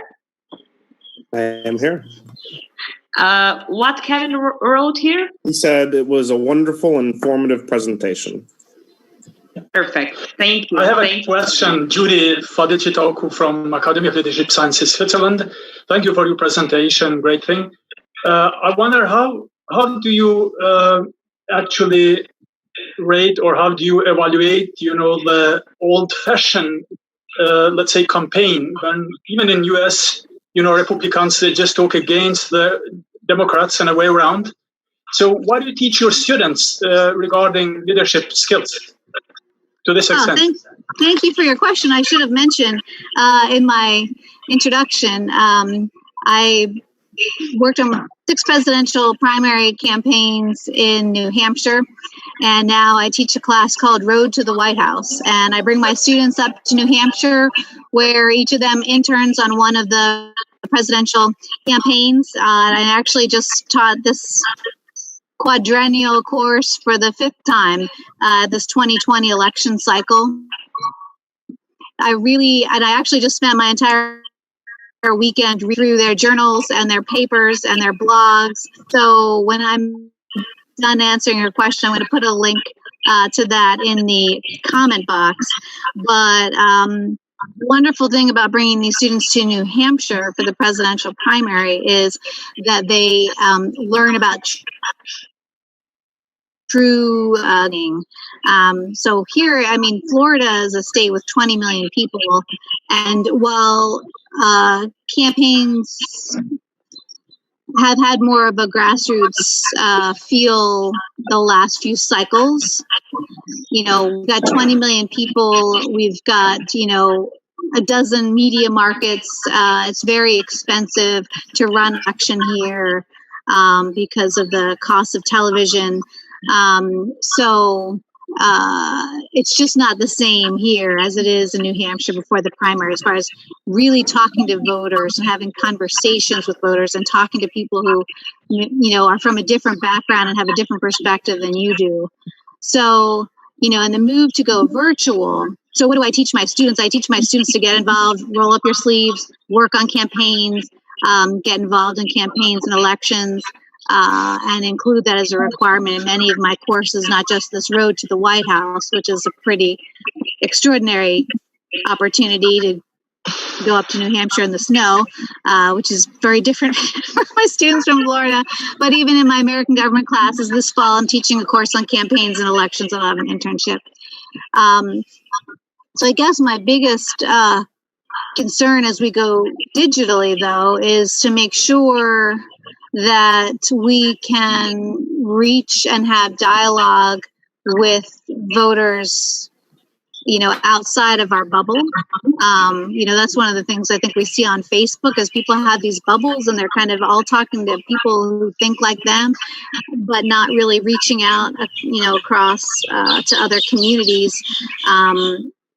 And things like that might be more of a challenge if you're just reaching out to your own networks and, emailing your own friends and posting on your own social media. How are you going to get out to be able to persuade others who are not already thinking the way you're thinking?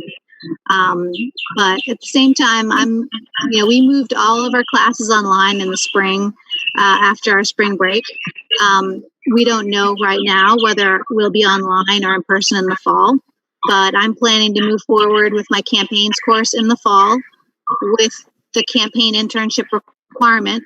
And, some students have asked me, well, are you going to still teach the class, or are we still going to be able to intern, given this pandemic situation? And I said, honestly, I think more than ever, your value as an intern and working on the campaign would be even more important in these extraordinary times if candidates can no longer, if we can't have the kind of campaigns that we're used to having, we're going to need creative young people like yourselves to come up with new ideas on how to reach people and to be involved. So I hope that answers your question. Thank you so much, Judy. Do you have questions, please? Okay, Anthony, now it's Birsu Çinçin, right? You are correct. Okay. Thank you for your presentation. Good to see you again. Thank you very much. Birsu, are you here? Yeah, I am here. Okay. Hello, everyone. I am Associate Professor Dr. Birsu Çinçin from Nişantaşı University. I am head of Genetic and Bioengineering Department and also head of Innovation Center at Istanbul. So today I will tell you about Turkey's scope, how we challenge with this coronavirus and how we decrease the numbers actually. But first of all, dear professors, politicians, and all participants, first of all, I want to thank you, Prof.Dr. Çeliku and Preston, for inviting me to such an innovative global COVID-19 summit, because I am very happy to be such a precious people to talk today about the impacts of COVID-19 on all over the world.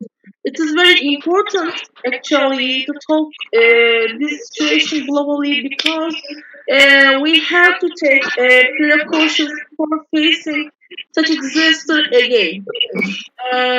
That's why it is important to, I think, combine the powers of countries to decrease actually the hazards of this such a type of disease on, I think, world people. So that's why today I will tell you actually briefly how can we challenge virus, what methods we use, and also how can we take some precautions on economical, health, and social life scope.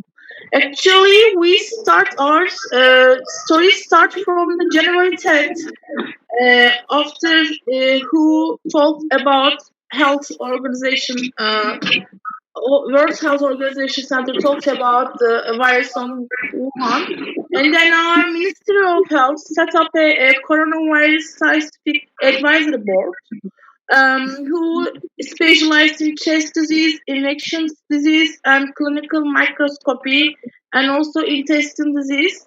So they started to work on guides for the treatment of medicals, and then they just found some measures and found some tests by following the other countries, actually Wuhan, and then updates them in context in disease cars in Turkey.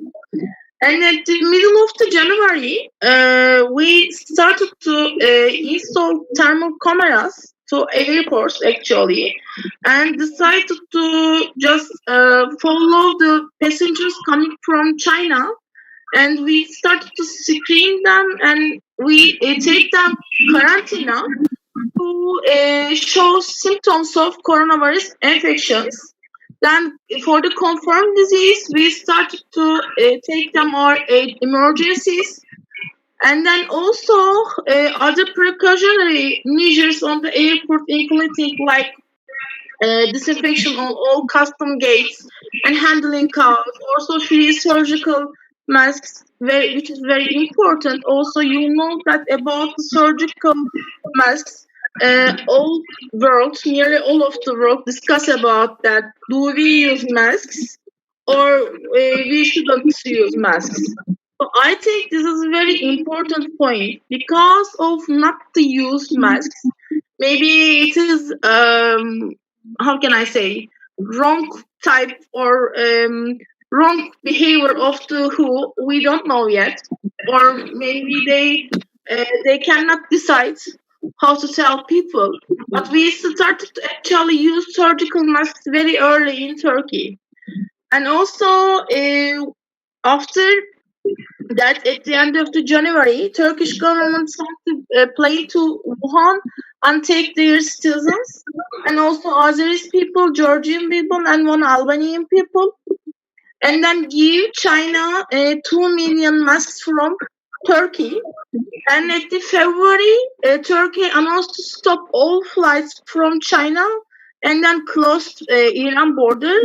And then at the same time, they decided to stop all flights from Iran.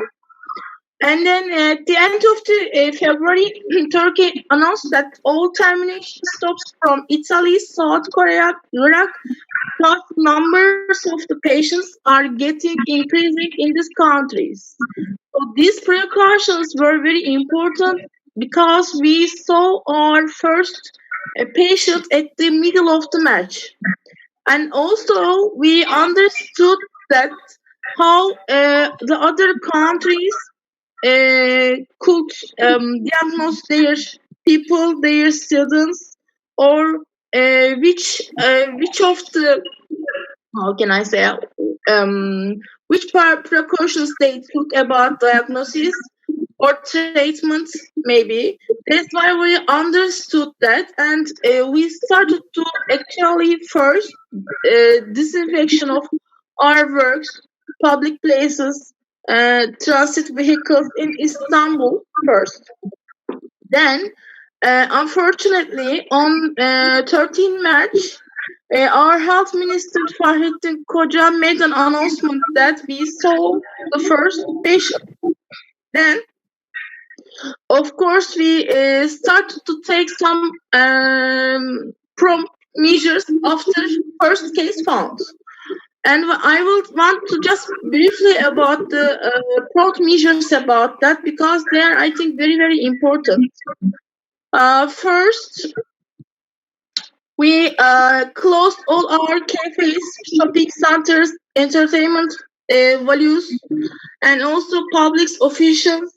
And we banned public events such as conferences, panels, exhibitions, meetings, workshops, conventions. All are cancelled. They are very important because we don't leave our people just for colony immunization. This is very important actually because just taking your citizens into colony immunization state that okay, you can die, but whatever, you have to die because to provide the other people from die. That's not equal. That's why Turkey government closed everywhere, and with the orders of Ministry of Environment and Urban Planning, we started to disinfect everyone, and also we just improved the system, which cause we use that Hayat LSR. It means that we start to see how many patients leave our area, our streets, and now we know that how can we provide ourselves from this coronavirus in our area. That's why developers successfully complete their works for this mobile application because we can download also this application from Android centers. And another thing is that's very important, you know, that mosques, Turkey is an Islamic, nearly 90 people Islamic country. That's why we have, you know, Friday prayers in our country. That's why Turkey closed all the mosques and not to combine or associate people together. That's very important. And the other thing is Vefa support group because there are a lot of people living in over 65 actually in Turkey, And then when you say that you cannot go on streets, we have to just take their needs to their home. That's why we organize a beautiful social group, support group. And then this beautiful social support group have reached more than 1.5 million senior students to meet their needs under the lockdown people, actually. But then we closed the young generation people under 20 years again, and we closed all the schools. In this case, we started to use online systems for our primary, secondary, and high schools, and even in universities. And we are still take these people close to just provide the numbers increasing. And for the economic system, we take some social benefit payments for families' needs. Government give 1,000 Turkish liras for families in need for nearly 2 million people, and they opened now for third term. They do this second time, 2 times actually. Now we opened the third time. They are taking also now the prerequisites, and these aids cash were delivered directly nearly to houses to people directly before going to bank. This is also very important. And sure, we have some people who have no house, homeless people. We took them also hotels, and we meet their needs. So that's why we also decrease the epidemics in our streets. Also, masks delivered free of charge is very important because you know what, now everybody wants to reach the mask to protect themselves, of course. And buying these masks at the first stage, these masks are increasing in economic level, because you know what, people start to produce this to earn money.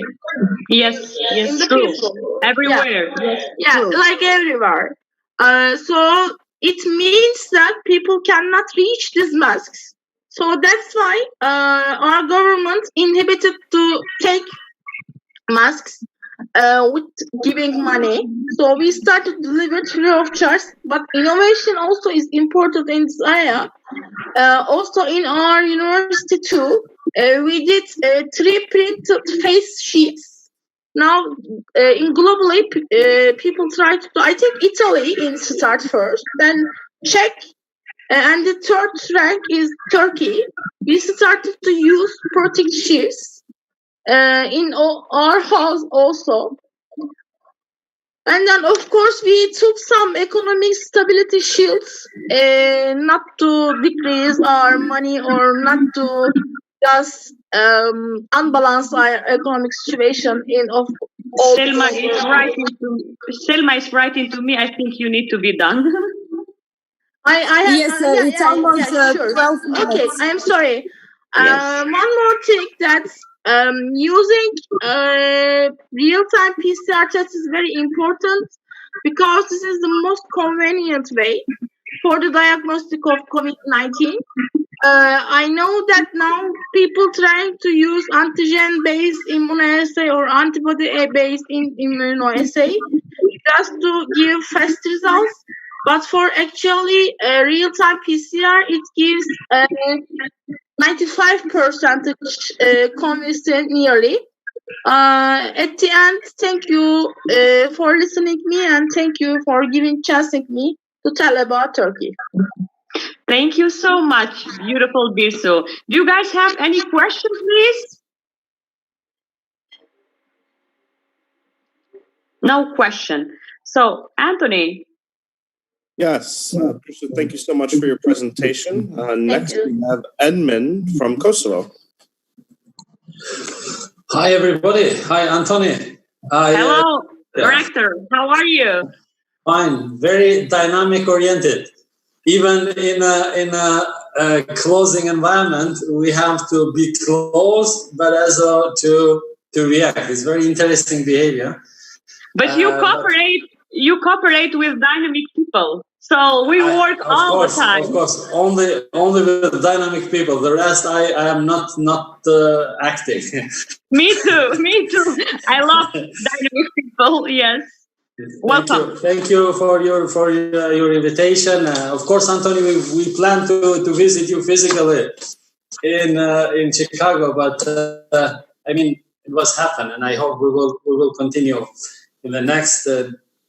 But as you mentioned today, with different views for the COVID-19, it was really interesting. It was something that we don't or did not have experience, and if you don't have experience, it's very problematic to manage it. First of all, starting for the forecasting, because forecasting is to predict the future based on the facts and the past. And you don't have this past, so it is always kind of reacting like agile, like always step by step, or like a kind of chaotic management view in this momentum. Of course, you have the question to stay, wait, or to act, and I think most of the people and institution had to act, even was kind of a closed system.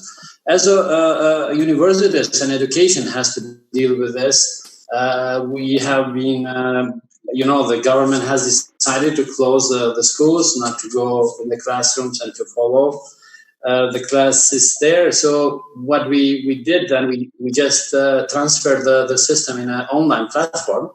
Thanks God we have prepared, was kind of in the line with our strategy for digitalization of university, so-called University 4.0. And to be honest, we expected to implement such a things in the next 2, 3, 4, 5 years, but not now.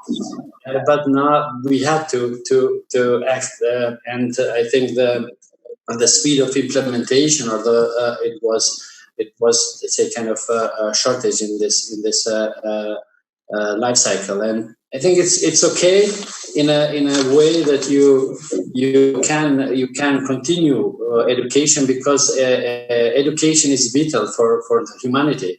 You should never stop, even in the war or even in this pandemic. Education is something that you have to continue, that people can generate and can be healthy, so mental healthy, and a lot of other aspects. So in this case, this was the continuity of this part.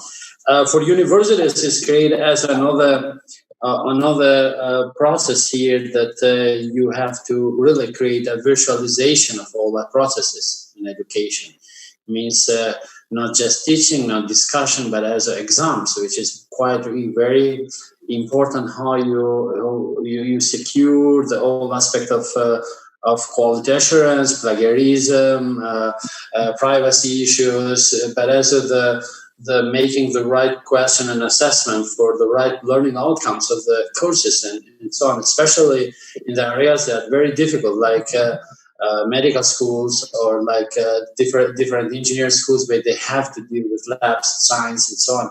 So in this case, they are functions that are not easy to be implemented, but we have to do, otherwise we should consider that we stop the process, and we cannot fulfill the objectives of the education and the learning outcomes for the students.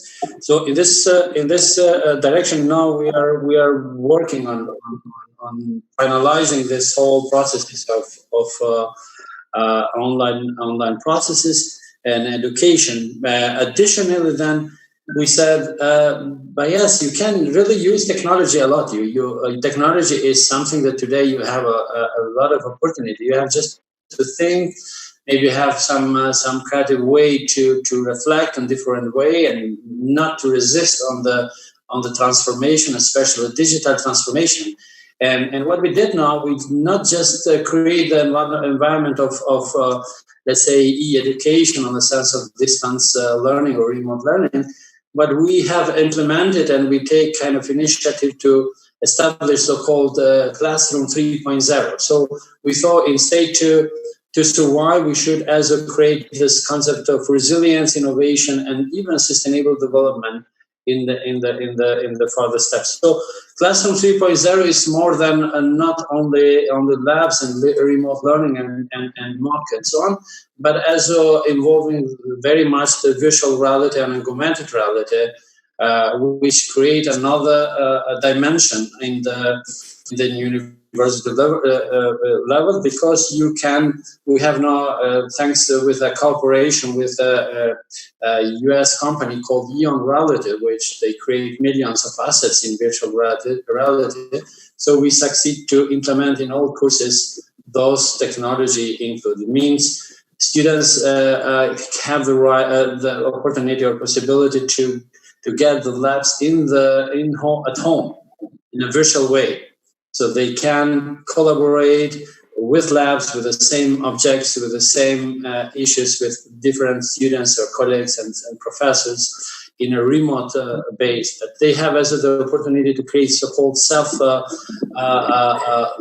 production. So they create their own learning with using those technologies. And I think this is also something which has created another step on digitalization and visualization of education. So those are the aspects. What we did in the month here in UBT.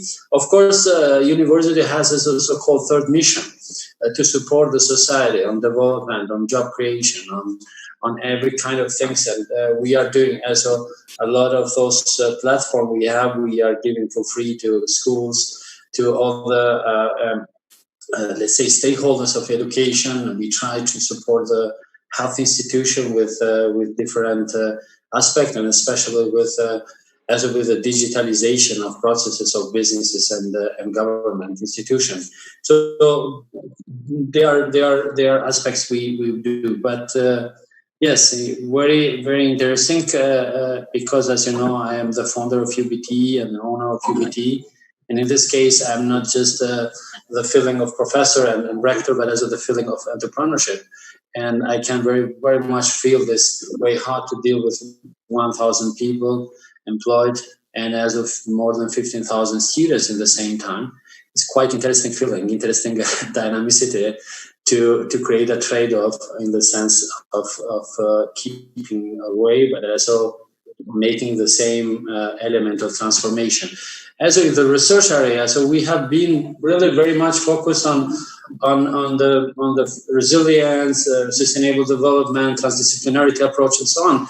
I think now we have to put very much on virtual smart cities, virtual services, virtual aspects. So very much also including distance services, virtualization, including on those processes. So I mean, we need to add additional processes or behaviors that we did not thought that we will have in the next years. Yes, digitalization, but not in this way with, let's say, keeping distance and stay away from each other. So those are our thoughts and elements we have to deal.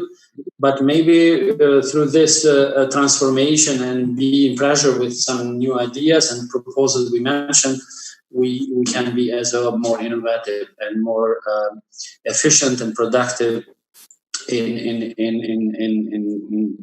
general, let's say. So maybe I stop here. If somebody has a question or make some interaction. Thank you so much, Rector. At first, I have to say that I'm proud.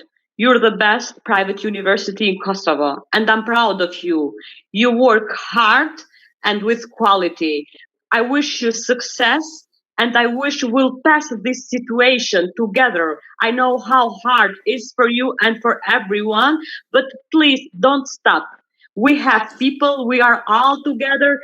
So education is the change of the world. We need to do it together for our generations. Thank you so much from my heart. Thank you, Gjyla. University never sleep. We have to stay and to continue. This is the slogan of the universities. Yes, sure. Do you guys have any question for Mr. Edmond?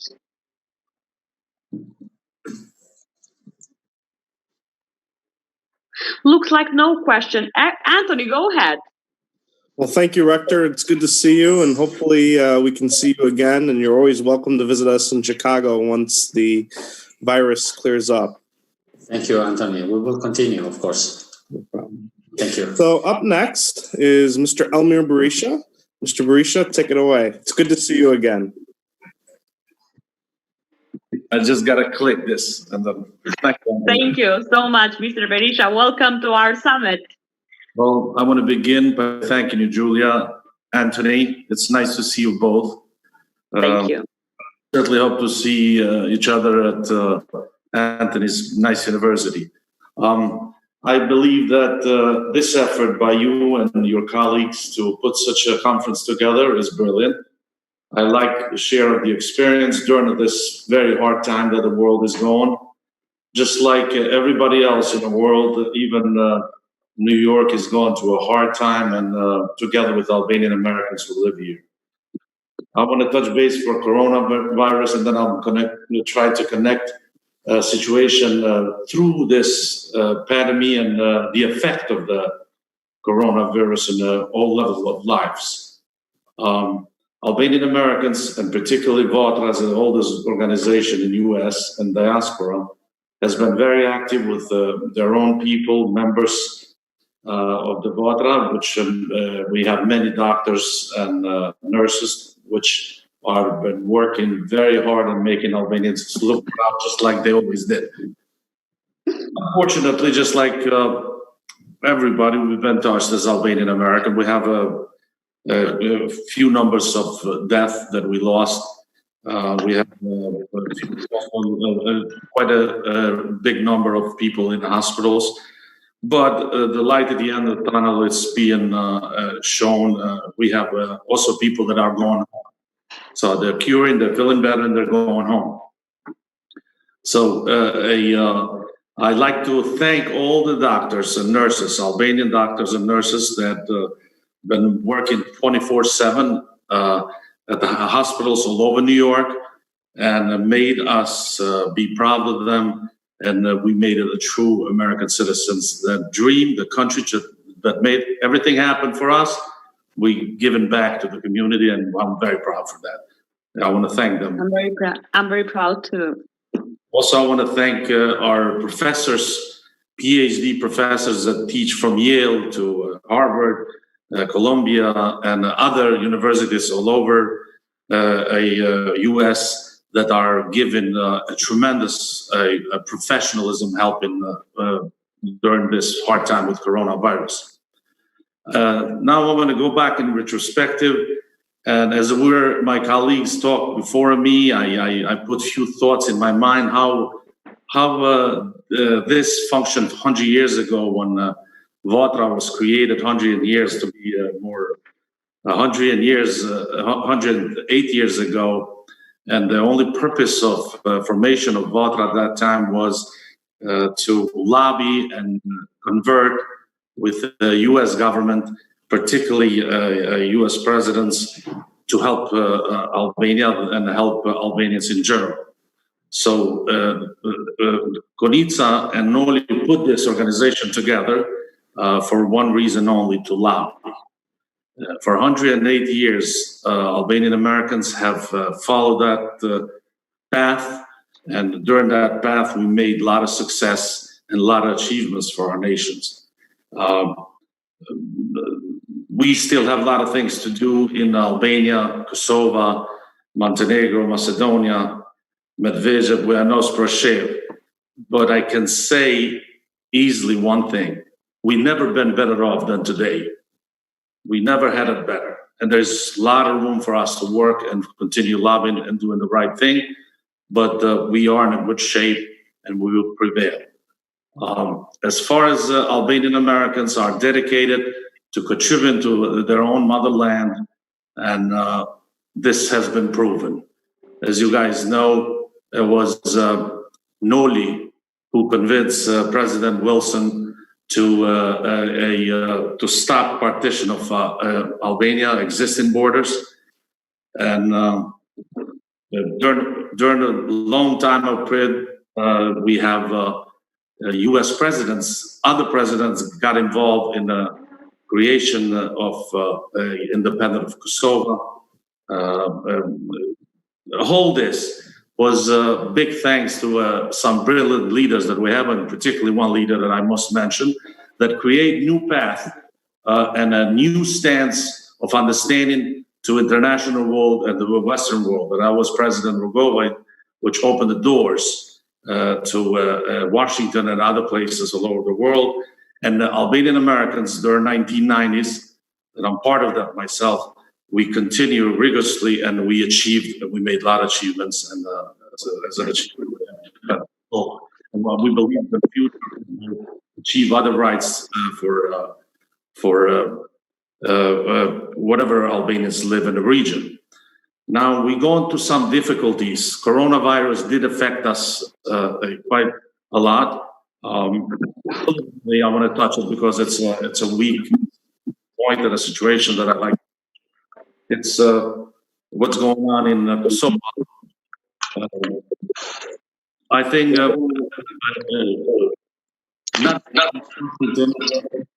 not being a part of the not having time to meet with friends that we have, words that we have.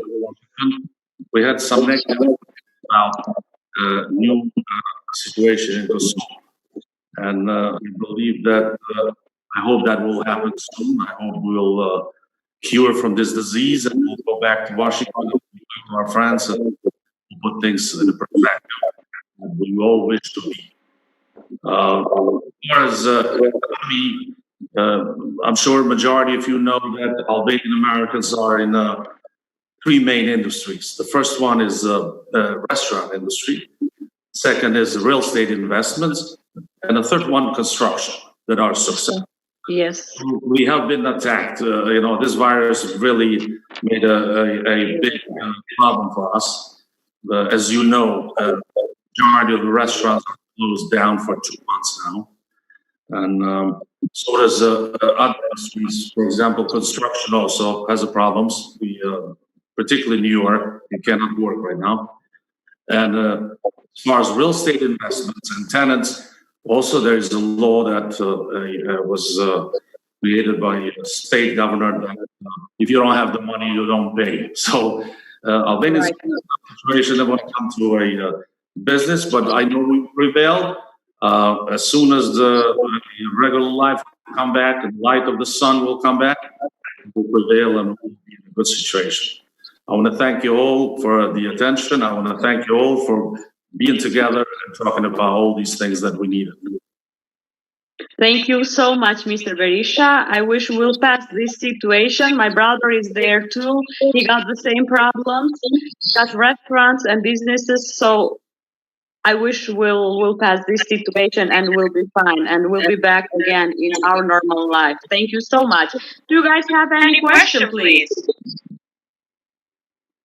I would like to ask Mr. Berisha a short question, please. Mr. Berisha, hello from Pristina. Hello, doctor. I would like to ask you, you mentioned in your first part of your speech Albanian love.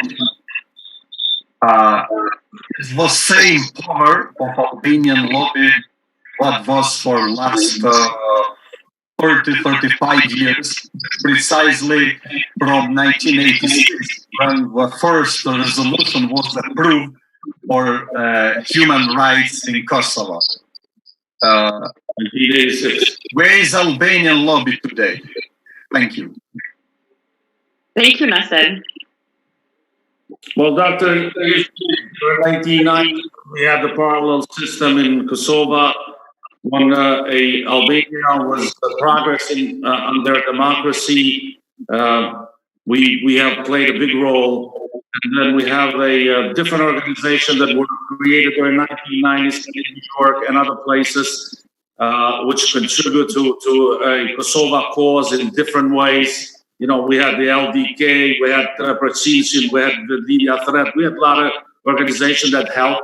After the war, a majority of these organizations, let me tell you, only Vata still stands.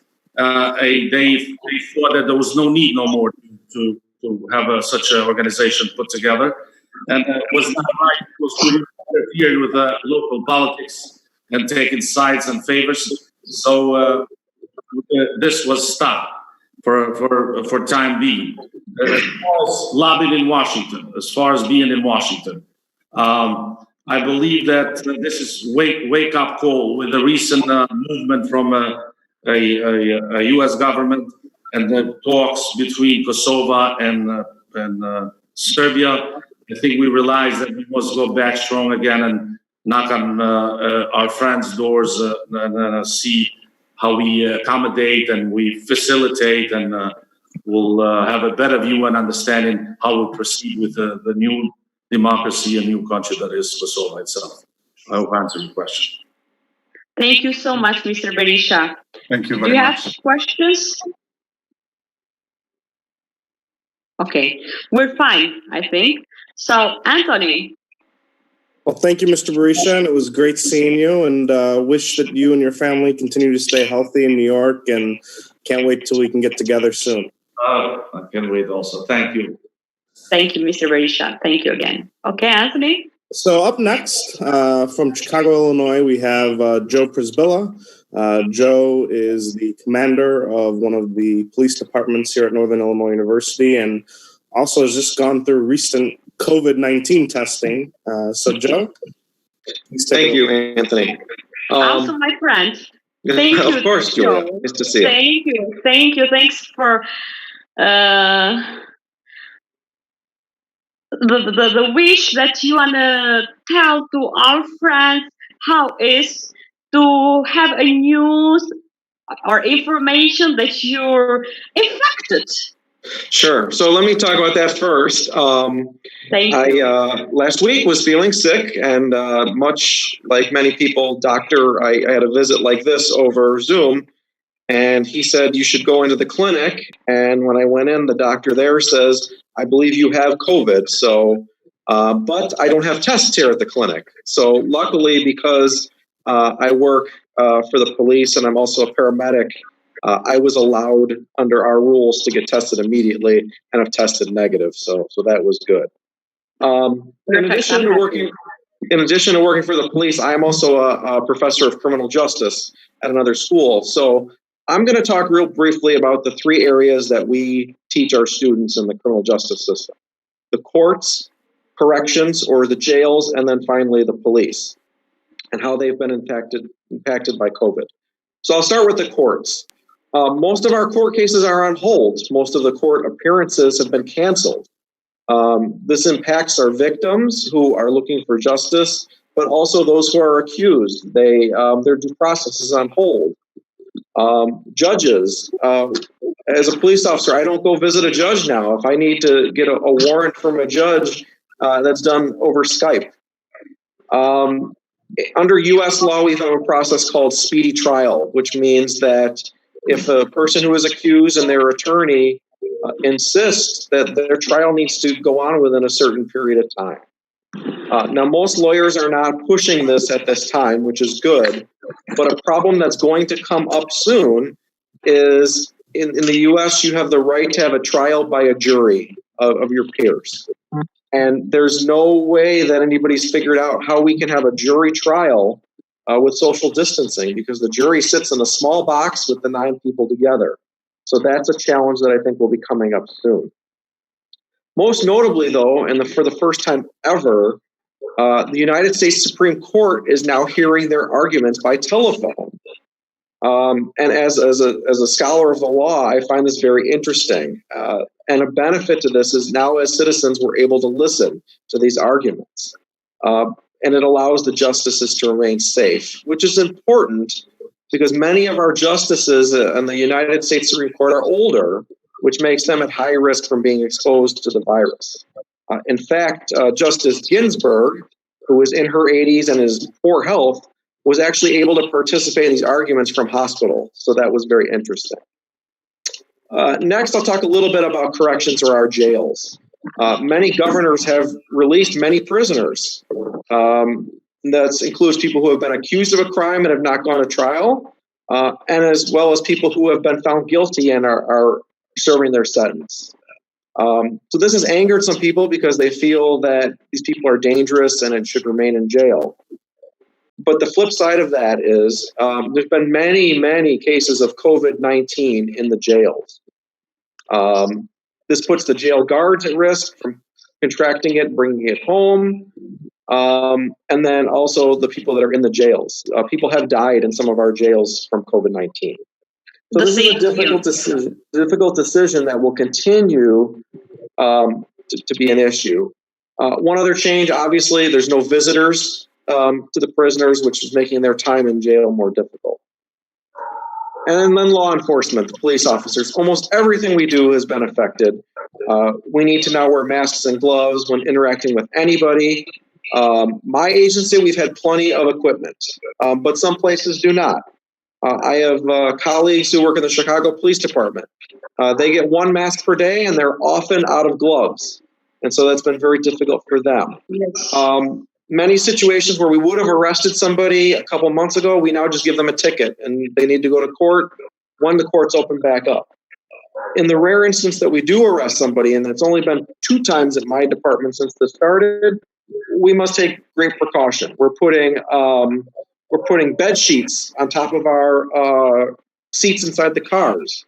We have to sanitize the cars all the time. So it's been very difficult for us. When people want to now make a police report, we do that by phone.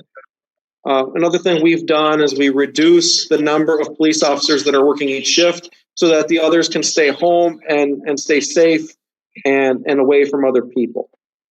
The only crime we've seen an increase on is domestic violence incidents or families that are fighting with each other because they're stuck in the home together. So that's been our only increase we've seen. All of our training has moved online, which we've been doing pretty well in doing, but we've had to close all the police academies in our state, so we cannot train any new police officers. As we move forward, my concern is that our local governments are going to have to cut their budgets because there's less taxes. People are not shopping, going to restaurants, casinos. And so people are either going to have to take days off without salary or cut their salary.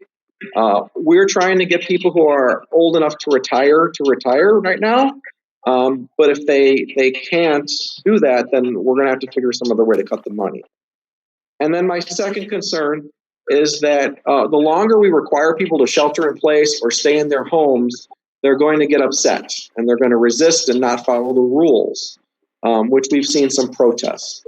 And part of the concern in our local area around Chicago is that some of our leaders are not following the rules themselves, and that is getting the citizens upset. The same here.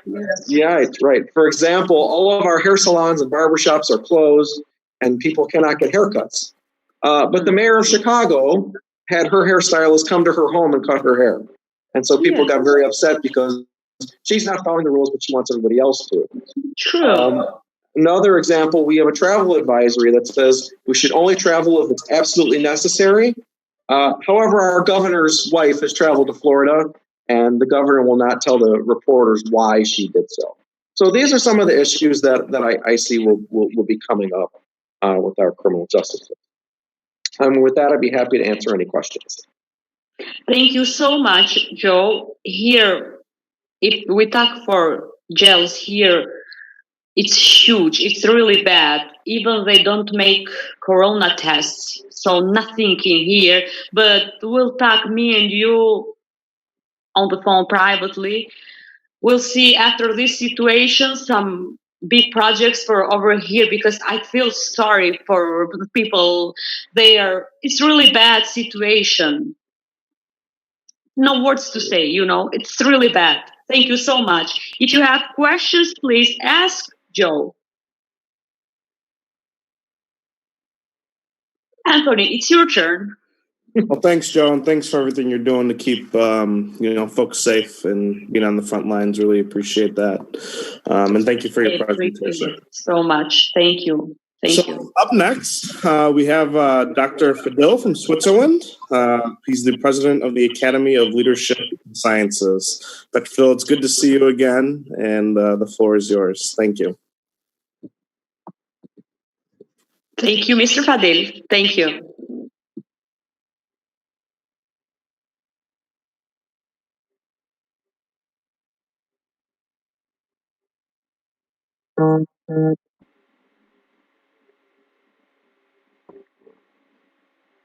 I don't hear nothing. It's just presentation, Fadil. Are you talking or not?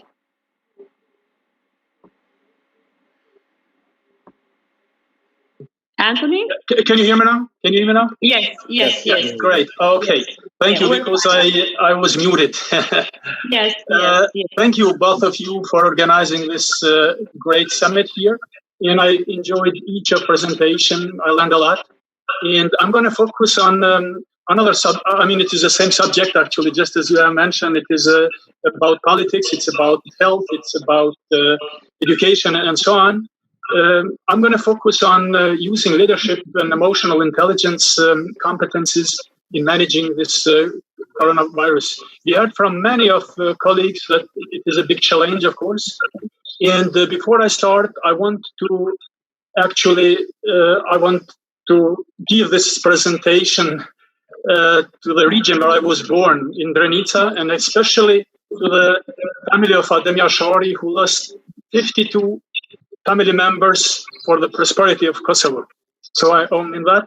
And again, I'm going to give my best regards to Dr. Sela, which it is one role model in Balkan politics. He sacrificed so much, and he didn't step back. Thank you, great man. My name is Gjyla Çeliku, as mentioned, born in Drenica in Kosovo, but I've been living almost 30 years in Switzerland, and I am the founder and CEO of the Academy of Leadership Sciences Switzerland. I got my training here in Europe, Switzerland, USA, Canada, and so on, but I'm not going to exaggerate about me. And I'm honored to collaborate with Julie and Anthony as well. So we have established this Academy of Leadership Sciences Switzerland because of the lack of leadership science, actually.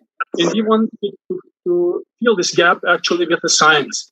So we do a lot of research, we publish a lot, and we know that there are a lot of programs in management, but unfortunately, we have to bear in mind that people cannot get managed. People need to be led. So we need good leaders, actually. If you want to make a better world, we are based at the World Trade Center, Zurich, and I was honored to have Julie last year, she spoke a great speech, actually, about the prosperity of women over there. And again, I say thank you what you do for the world. And I'm not going to exaggerate, but we have 3 domains of activities. We have this, as you can see, academics. We are very involved in research, and we do advising and coaching and consulting worldwide. So we've got more than 50 people from worldwide who collaborate with us, experts and professors. And we do cover leadership in business administration, in higher education, politics, healthcare, and leadership in law. So we've got the Center of Excellence here in Zurich and in Dubai as well, many coaches and consultings and workshops. And this is our contact wherever you want to reach us for any of our activities that we do. But I'm going to come to the science, actually.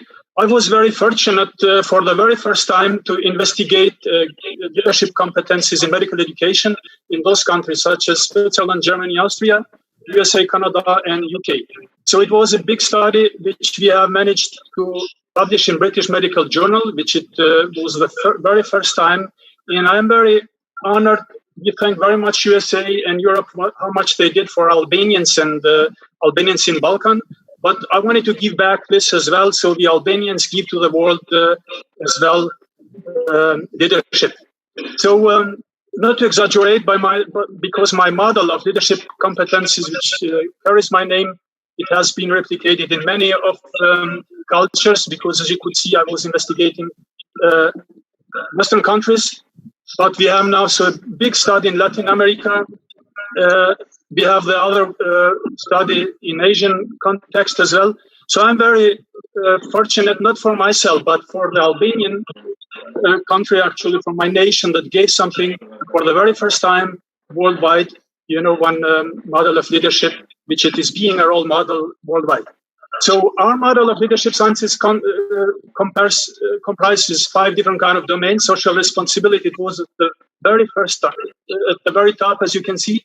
And the problem of this coronavirus was, unfortunately, the ambassador went because I raised him this question. He had a very big problem, that the leaders, so-called leaders, they weren't prepared, actually, not just for this crisis, but for the other side. And from the leadership sciences, we say actually that non-competent leaders, it could be from politics, from corporate and whatever, are at least 10,000 times more dangerous than this virus. So the question is, how prepared are leaders nowadays actually to overcome those crises? And the answer, it is not at all. Or very less actually. The problem is worldwide. Since I teach leadership, I could observe that political leaders, for example, corporate leaders, they weren't prepared at all. They weren't informing people properly, So, and what is lacking here, it is a social responsibility, actually. We don't have the unique rules, In one country it does like that, on the other one like that. Innovation, it was another one, which it is very important for us in those crises. You need to be innovative now. So we heard many times how university changed from face-to-face lectures to online and so on. So this can be a chance as well, actually, to get innovative and fulfill the needs of the nation and the human being. Self-management, very important. We see the political leaders who make more scare people, actually, as they are, Task management and justice orientation. We're going to see a lot of troubles, actually, in this crisis, and the most will suffer women and children. And I appreciate what Gjyla does actually for those underrepresented human beings.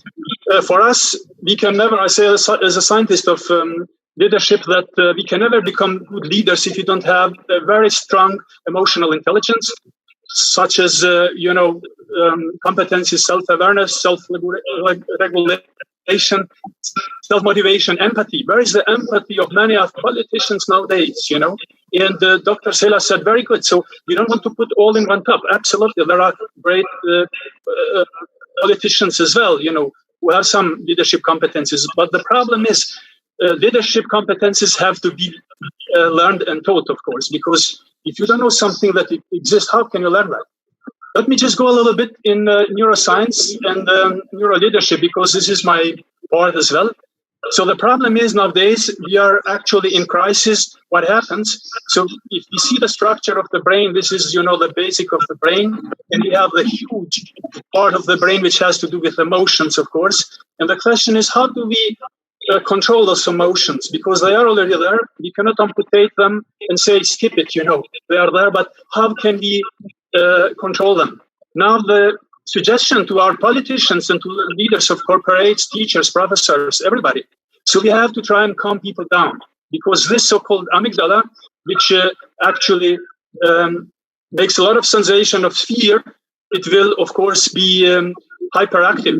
And what happens, regarding to the neuroscience, so people get even more afraid, get more angry, fear, and depression. So what do our politicians do? For many of them, unfortunately, for their own sake, they spread further fear. And look what happens. So depression, it is one very bad illness, actually. So my appeal, it is to all politicians and leaders worldwide, reflect. If they are calm, regarding neuroscience, this is a science now. So those impulses will go on the left side of prefrontal cortex, and those people, even though they are afraid, they will have better moods, their self-confidence will increase, and they might even be, even in those crises, in flow. So this is a thing which we have to bear in mind.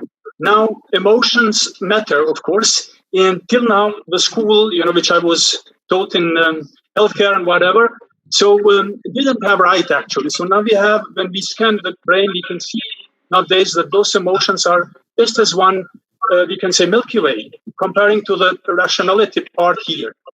And the problem is when I observe politicians, no matter in Balkans or because I don't observe only them in Europe or in US, what they do, they just scream. They talk against each other, and they are not good models at all.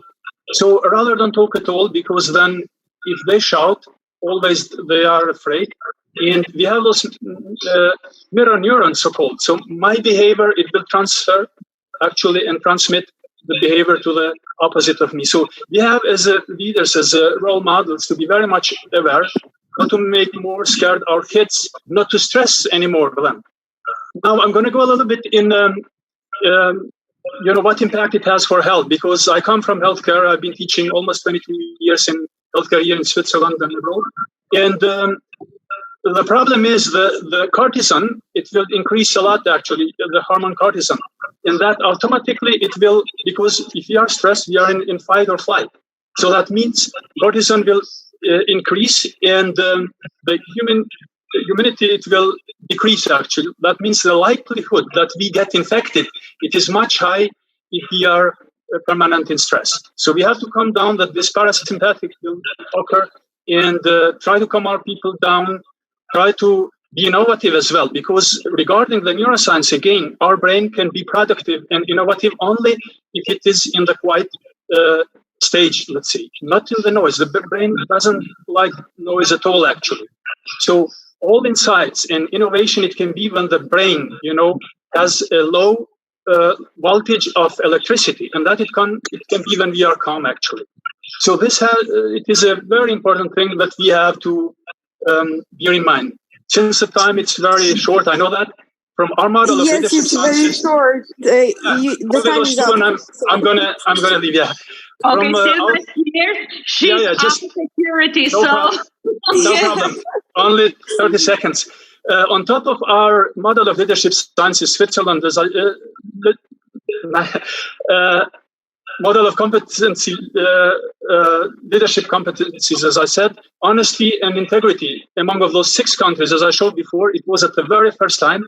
And maintaining safety, it was the second time. For leaders, very important thing. I'm going to finish with this, as my son was 3 years old. I have 2 beautiful girls as well, by the way. He was telling me something as I was playing with him, and my towers, always they were broken because I had to write one position paper or one article. He said, Father, I give you one advice, build something stable. So I give all those leaders one advice, we have to build something stable. We don't have to become professors and researchers to know that. That means somebody, as one child, knows that. Thank you very much for your attention, and God bless you and your families. Thank you so much, Mr. Çeliku. Very great presentation. I wish everyone will think for your presentation, especially leaders, politicians, and us professors. Thank you so much. If you have questions, please ask Mr. Çeliku, who's here for you. Anthony, are you there? I am here. Okay, let's go now. Well, thank you, Fidel, for your presentation. Really enjoyed it and hope you're doing well and look forward to seeing you soon. Thank you very much. Looking forward to seeing you and Julia. Thank you. Bye-bye. Thank you. Thank you. Bye-bye. So up next, we have Mayor Arben Taravari. I'm probably pronouncing it wrong. I need to work on my accent. It's fine. People here need to know that Anthony speaks English. You gotta say it përshëndetje të gjithëve. Përshëndetje. Jeni mirë? Mirë, shumë mirë. Let's see. Shumë mirë, më vjen edhe mua shumë mirë, se më ka marrë malli foli shqip. Hajde shpërmes zotërit Taravarin. That's all I know. Thank you. Thank you. I did not know. You understand more than you talk. So without further ado, I'd like to invite the mayor to start his presentation. Yes. Okay. Zotërit Taravari, Mr. Taravari, are you there?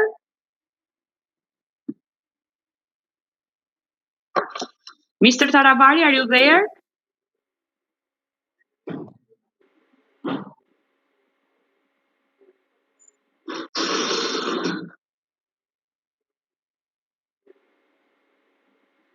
Mr. Taravari, are you there?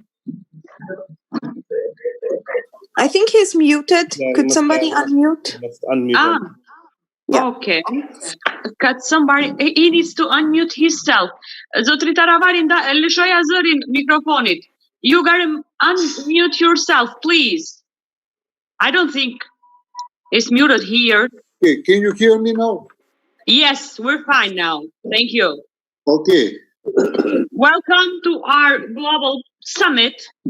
You're also doctor and mayor also. So we want to hear for Gostivar's situation. Thank you. Okay. Today I will speak like a mayor of Gostivar. Yes, I'm sure. doctor. First of all, I'm neurologist. Mm-hmm. But I will speak like a mayor of one municipality in Macedonia, which is the fourth municipality after Skopje, Tetovo, and Kumanovo. Gostivar is the fourth municipality. The pandemic in North Macedonia started in the end of the February and in the beginning of the March. First, we started with forming of the management team in the local level in our municipality in Gostivar, and we formed the local crisis team. The municipality of Gostivar in this moment is happy to declare a successful process that made easier the approach with the pandemic global state. So, in a more specific way, the first goal of our team was people awareness of what was going on. Many of our citizens found themselves in a new reality that was scary and dangerous for them. We are focusing a lot of our energy toward calming and informing the citizens in the most correct way with professional form the fields involved directly with situation as virologists and psychologists. We had few meetings like a local crisis group. We did a combination of the information gathered from those two sources and did dials communication with the citizens through the social media. The information was based on the reports of the WHO. We shared daily communications through video dedicated to the self-protection and prevention of the infection. This pandemic is the first one that happened in the era of social media. And it was a very important step to protect our citizens by the enormous amount of news derived by the internet, television, social media, Facebook, and others. On other hand, we disinfect every day the schools and the kindergartens. We disinfect the streets and the public parks, the public recycle bins, and collective house buildings. We have in charge right now the so-called mobile teams of the municipality that provides food, medications, and hygienic tools for the families in difficult conditions. We organized successfully some humanitarian activities to support the families in need, and we still plan to support them in any way.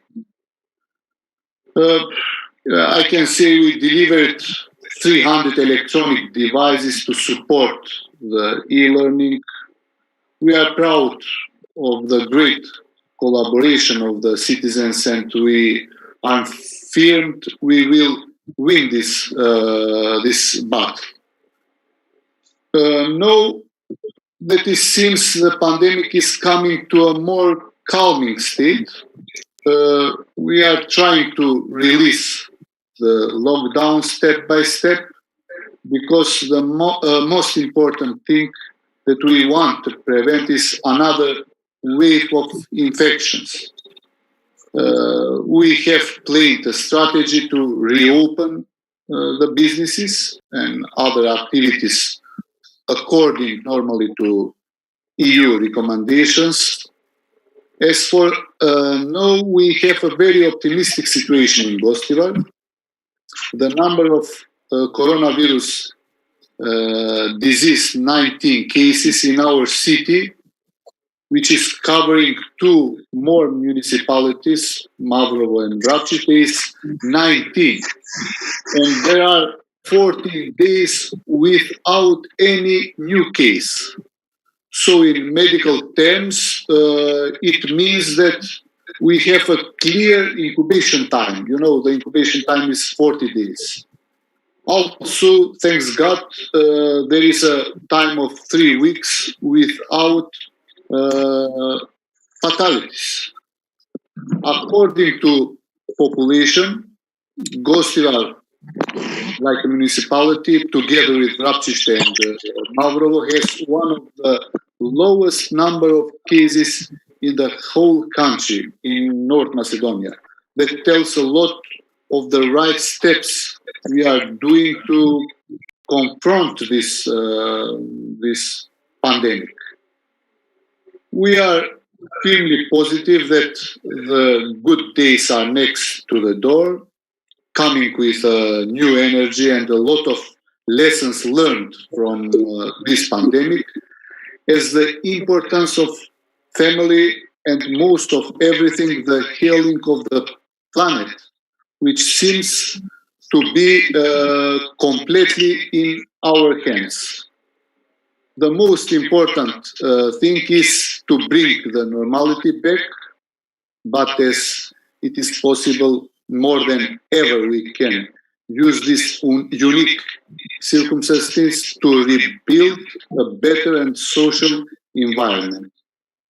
So what we learned better in this period was that we are unprepared to afford this virus. That is definitely.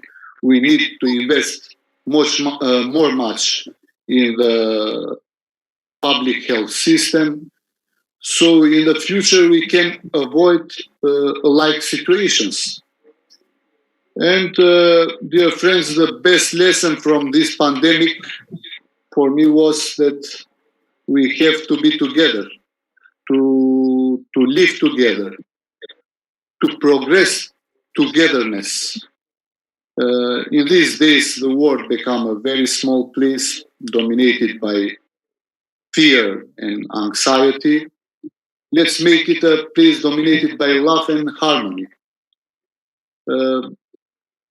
That's all from me. Thank you for your attention and best wishes from Gostivar. Thank you very much, Mr. Taravari. This is the world. It's small. If you have nice people around you and people that are ready always to help you and to do nice things.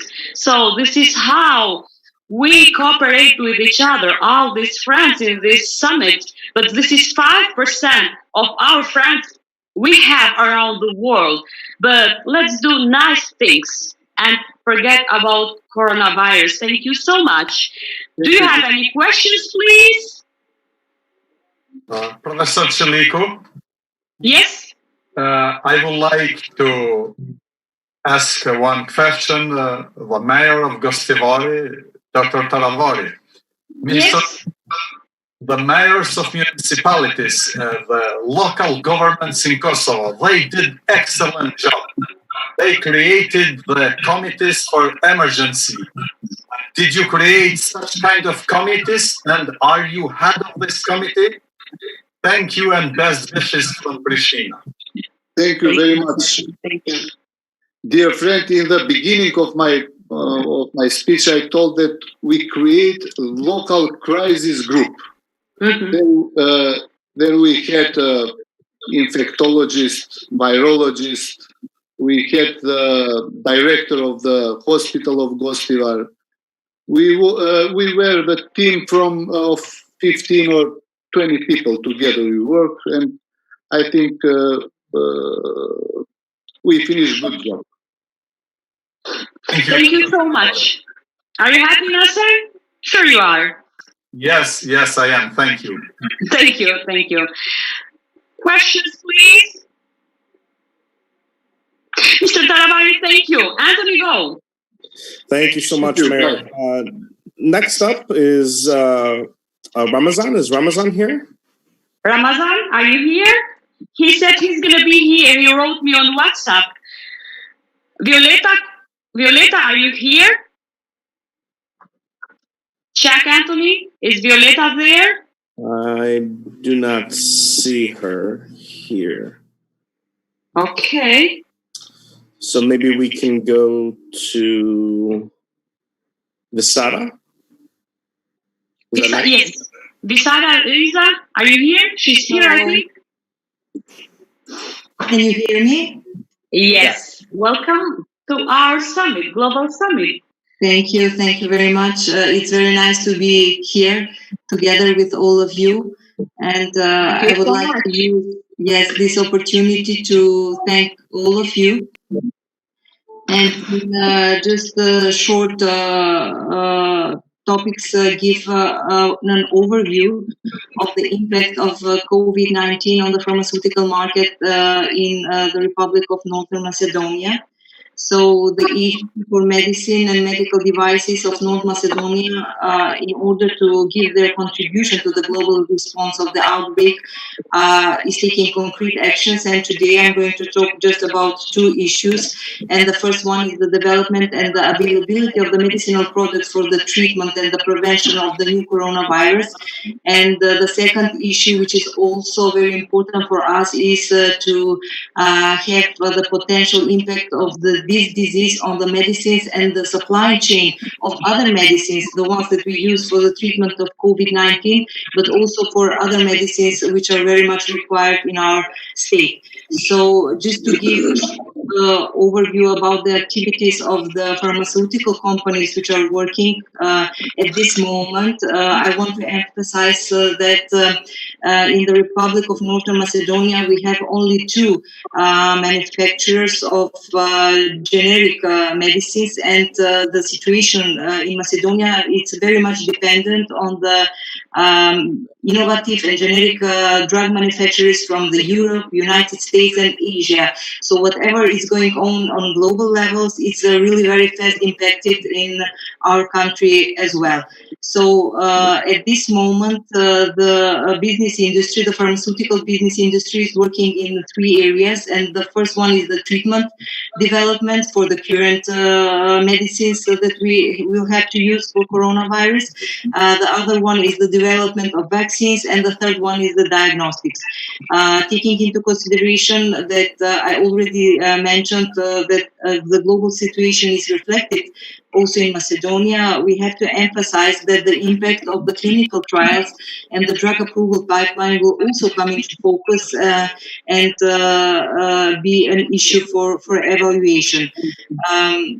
The results and the reports that we have from the European Medicine Agency, which is the central medicine agency, as of March 31st, 2020, that there are already 40 developers for potential COVID-19 treatments. But the process of putting medicine on the market is very complicated, and sometimes it takes a long time because there are a lot of clinical trials that has to be done, and after that we should evaluate the safety, efficacy, and the quality of those medicine, and should we put them on the market or not. So for the moment, the potential COVID-19 treatments which are going under clinical trials are several medicines. I will mention just a couple of them, like remdesivir, lopinavir, chloroquine, hydroxychloroquine, and etc. And what I wanted to mention here is that the Republic of North Macedonia was first, or maybe one of the first non-EU countries which started the clinical trial Solidarity, which is executed by the World Health Organization, and our country managed to go through the regulatory phase of this clinical trial and start this clinical trial in the clinic of infectious disease and febrile conditions. So this is ongoing trial. It's a global trial, and Macedonia is taking part in this trial. And the other treatment, which is also up to date with the global activities taken in the pharmaceutical sector, is the use of the plasma of the patients which have already were treated from COVID-19, and their plasma is used to treat other patients who are now infected with the corona SARS-2 virus. So this is also ongoing procedure, and it's going in the Institute for Transfusiology. And they also started this treatment. So I just wanted to mention that all the medicines which were used in these clinical trials were donated through the Ministry of Health and from different global medicine manufacturers like Novartis, Sanofi, Teva, etc. So all the processes which are globally ongoing in the pharmaceutical, let's say, field are also here in Macedonia, also up to date. The other phase that I wanted to mention was the development of vaccines for COVID-19. And on March 18th, 2020, we had the first global regulatory workshop on COVID-19, which was under the umbrella of the International Coalition of Medicines Regulatory Authorities, and as well as experts from the World Health Organization. So this event was co-chaired by the European Medicine Agency and the US Food and Drug Administration, or the FDA. And from all of these examples and the information that we heard from the colleagues and their presentations before, we can come to a conclusion that in this time of crisis, really the institutions, the drug manufacturers, the regulatory authorities are really doing their best, and they're trying to have a collaboration on really high level in order to lower the impact of the crisis, which will also has their let's say sequences in other areas, not just in healthcare but also in politics. We have issues in education, in healthcare, etc. So as the goal of this meeting, which was held on March 18th, was to encourage the exchange of these informations about all the global efforts towards the developing of a new vaccine against COVID-19. As I mentioned earlier, it's a process. Maybe it will take 12 to 18 months before the vaccine is available. So the best case estimates is that one or two of the first vaccines that will enter the development will be successful, and typically only approximately 1 in 10 experimental vaccines make it all the way through the regulatory approval, and then they are released on the market. And the third, but not the last area, was the diagnostics. Some of the former presenters already mentioned some information regarding the tests in Republic of North Macedonia. So the demand for COVID-19 tests has rapidly increased, and every government in the world now is trying to ramp up their testing capacities. Maybe we have done some mistakes in the past, and maybe we have some flaws, but with this kind of meetings, with this kind of exchange of information, we can see what the flaws are, and maybe we can correct them. Some of the presenters mentioned earlier that the population in Macedonia is not very big. I can say that is also maybe one advantage in this situation, because the shortages of the supplies and tests is not manifested at the moment, but we are also very careful on watching the availability of medicine during the COVID pandemic. As a conclusion, I would also like to mention the pharmaceutical and medical product supply chains that we are trying to monitor, because it is very natural, and maybe in the next quarters we will see the result of the supply disruptions or the medicine shortages, because in this pandemic we had a result of temporary lockdowns on the manufacturing side of pharmaceuticals. After that we had travel restrictions which are impacting export. For some of the medicines which were used in the clinical trials for treatment of patients with COVID-19, we had export bans from some of the countries. We had increased demand for medicines which are used to treat COVID-19. Then we have the culturological impact of the citizens and the hospitals, which intend in these times of crisis to stockpile medicines and which is done by hospitals, by individual citizens, and etc.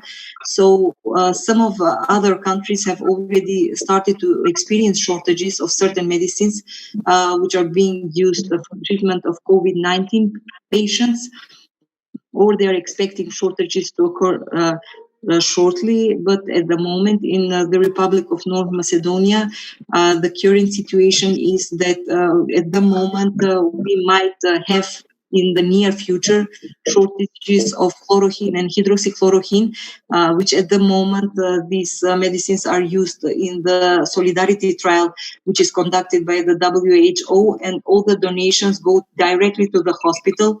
But there is a lot of a big number of patients which use this kind of medicine for different diagnoses, for rheumatoid arthritis or other chronic diseases. And if in the near future we don't create the climate to make an import of these medicines, we might see some difficulties and some disruption of the supply chain. So I hope that I didn't take a lot of your time. And thank you so much, Sarah. Yes, the information from the pharma sector were useful. We will stay connected, and if there is any news regarding this area, we will be in touch and we will share. Thank you so much, Visara. I really appreciate your presence here and your informations for my friends over here from around the world. And I'm proud of you because I heard from Afrim Gashi that he said you're a very successful woman in your department over there. So thank you so much. Do you guys have any questions for Visara? Thank you very much, Visara. It was very interesting to hear your presentation. I just wanted to add, actually, so from the perspective of pharmacy, you brought, some data and situation of it is. We have just to bear in mind that at the moment we don't have any medication that it cures this virus. We know how complicated it is because it is active only in the cells. And some of medications, unfortunately, which you have mentioned, didn't bring actually enough clinical, let's say, outcomes that we can believe. But of course, if you don't have anything, you try with something. So further, this is a problem of multidimensional approach, actually. So we need prevention further. We need, of course, you're from the pharmacy industry that you try to do the best. And we know even if it's one vaccine, because many people hope too much in that vaccine, you have to tell the truth, the opinion, that we know that those viruses, they get muted actually. I mean, it comes many mutations. And so further, we have to give the appeal that people have to be careful and how can we strengthen the immune system of the people? This is a challenge as well, and which we can start right now. Okay, short, please, because it's long day. No problem. This was it from my side. Yeah, no problem. Okay, this is from my side. Yeah. Okay. Is there any answer from Visara, or was just your reflection? I just want to emphasize, as I mentioned before, all the medicines that I have mentioned are in the phase of clinical trials. So if they don't do the clinical trial, they cannot be released on the market. The main objective of the regulatory authority is safety, efficiency, and quality, but safety always comes first. So as I mentioned, 12 to 18 months is the fastest period that we might have something on the market. But as Dr. Fadil mentioned, it's not just the treatment, but it's prevention also, so it will be combined. And I think that a lot of aspects of our lives is going to be changed in the future. Some of our habits that we've been eating during this lockdown, maybe will stay someone for longer time, someone for shorter.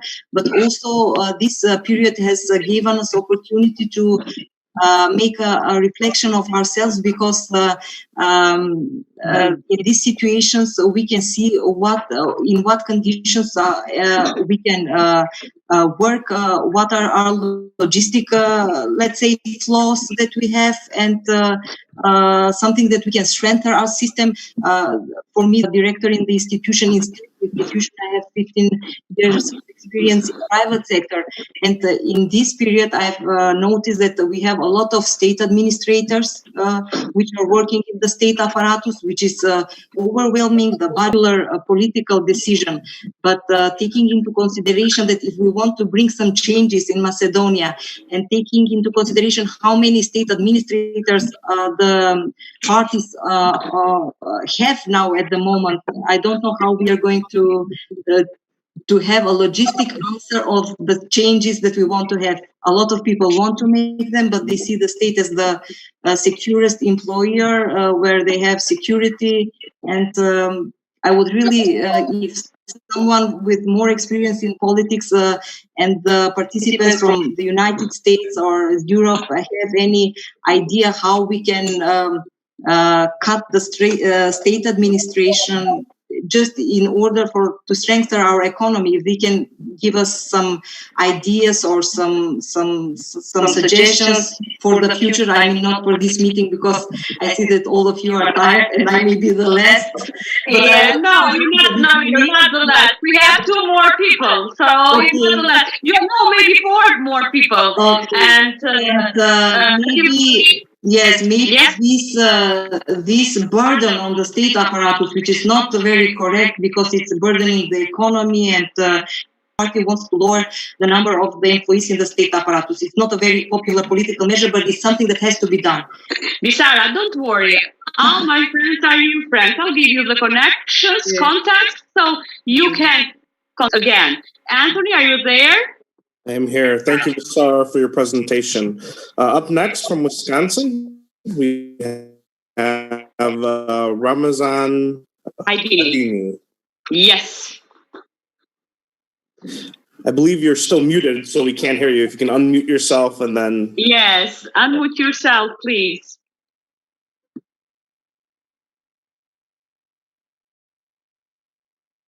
Ramazan Aydini, unmute yourself, please. We don't hear you. We can't hear you.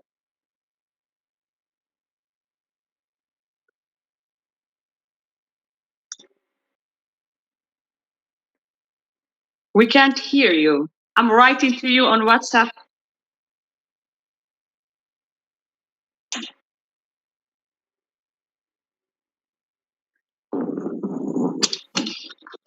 Ramazan Aydini, are you there?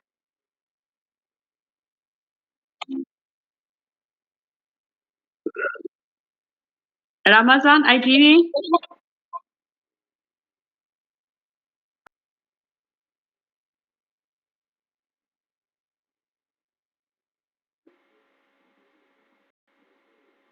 Okay. Are we okay now? Yes. Okay. Finally. Finally, How are we you? This is I'm fine, thank you. Thanks for asking. Hope you are as well. We're fine, thank you. Thanks for participating in this big summit with nice people, human people, professors, politicians, Absolutely. and people with good hearts, ambassadors, and everyone. Thank you, Mr. Aydini. Absolutely. I enjoyed it, and it's very constructive to have discussions like this one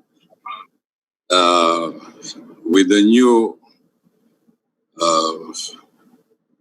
pandemic that the whole world is facing, actually, which we have to organize ourselves, and beginning a new way of communications. Absolutely, this has had a great effect on society worldwide, and we hope in the crisis like this that the whole world, especially the leaders, contribute to cooperation and peace around the world. unfortunately, there is some kind of leaders out there that use this pandemic in a contrary to why they were elected to represent the people and the peace and stability in their own countries. Like we had the example in removal of the Prime Minister Albin Kurth, which was the wrong thing to do at the wrong timing, and absolutely outrageous. But that was done, of course, with the request of Vučić. They both don't represent the voice of their own people, but they use, scandals to stay in power, and hopefully this will end their career, and the people of Kosovo and Serbia as well move forward with better leaders who represent the interests of the people, not their personal interest. I want to applaud Prime Minister Kurth actually for handling this crisis, as Kosovo being one of the poorest countries in Europe, with shows that he actually, and when you have a educated backup of that, and my compliments go to Minister Kurth at this time, and hopefully will continue the job he's elected for.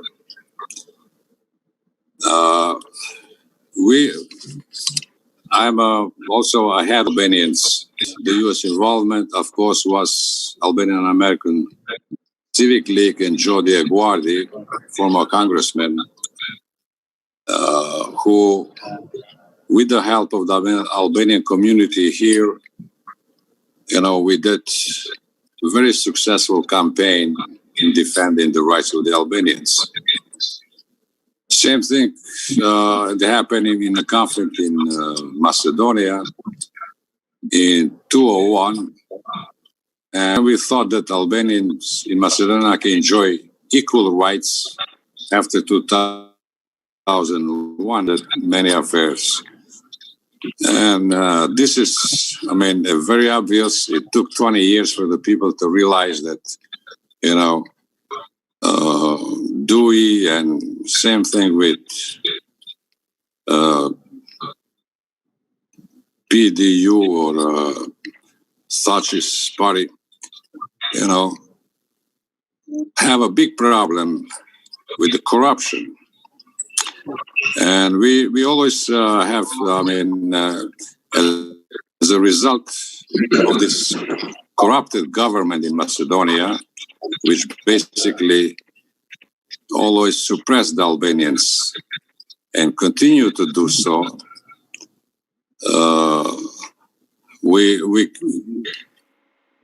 have and still support federalization of Macedonia. We believe that the only thing that Macedonians can have a future if everybody is equal, represented in all spheres of life. And the past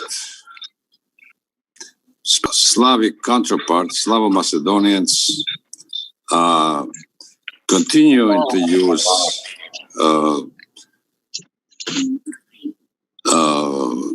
this advantage they have in controlling the government and suppressing the rights of the Albanians. And I think that should end. And I personally believe that only federalization could bring peace and stability in Macedonia.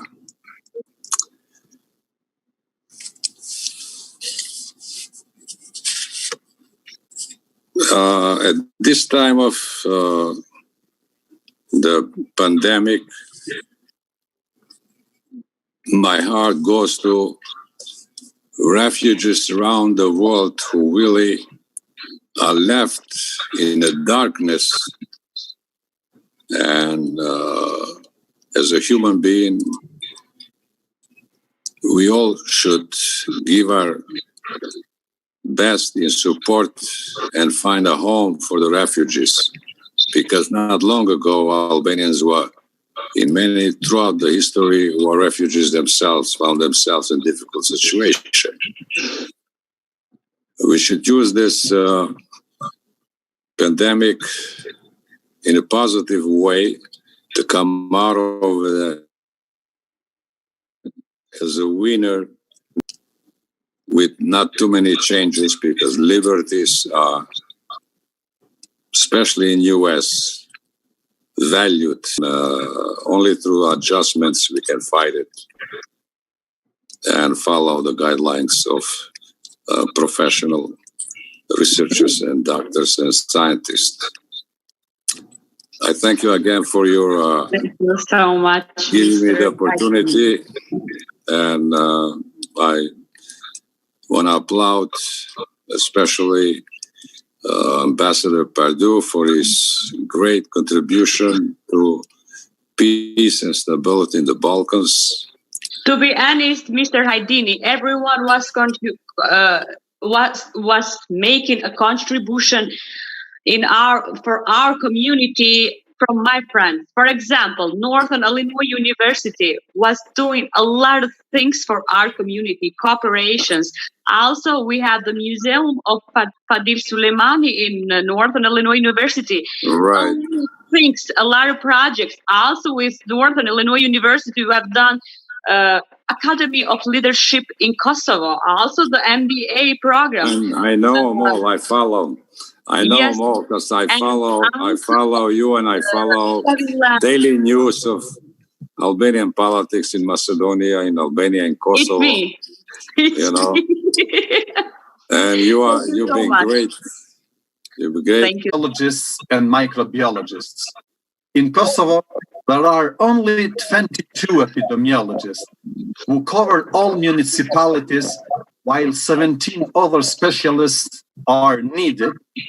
As through Kosovo, there are only 47 specialists of infective disease, while 17 other specialists are needed too in this field. There are only 29 microbiologists work at the National Institute of Public Health of Kosovo.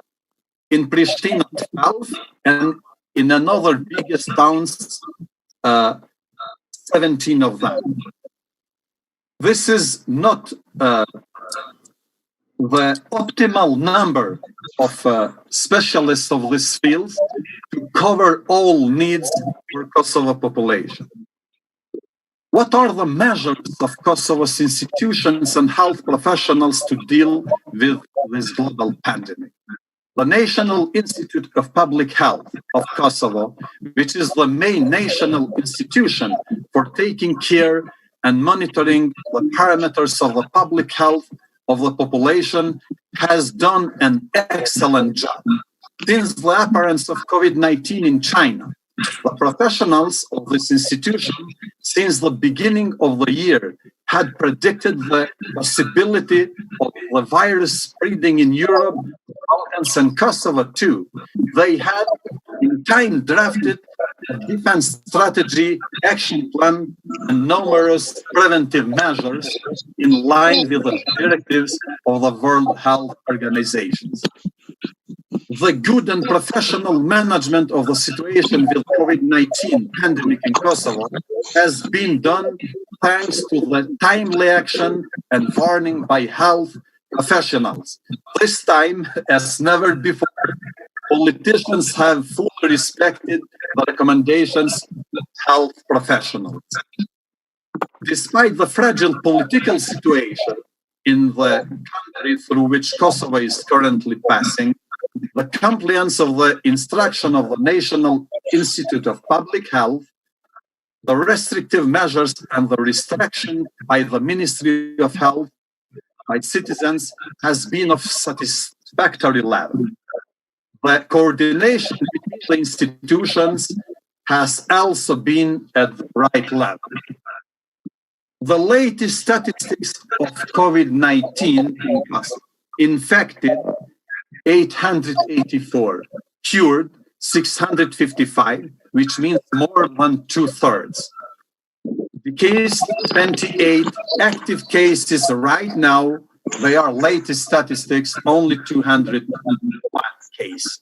Given that I'm a teacher of public health at one of the largest private universities in Southeastern Europe, UBT, as a policymaker for many years, either in drafting or implementing health policies in the Republic of Kosovo, I consider that Kosovo has faced the peak of COVID-19 pandemics very well, being aware of the capacities of health system, the lack of professional health staff, especially epidemiologists, microbiologists, and specialists of infectious disease, and the smallest number of doctors per capita in Europe. Kosovo was supported from the beginning of the pandemic, the support from the EU to Kosovo and of the donors to cope with the situation with COVID-19 in the first days of this new situation for all Balkans in Europe.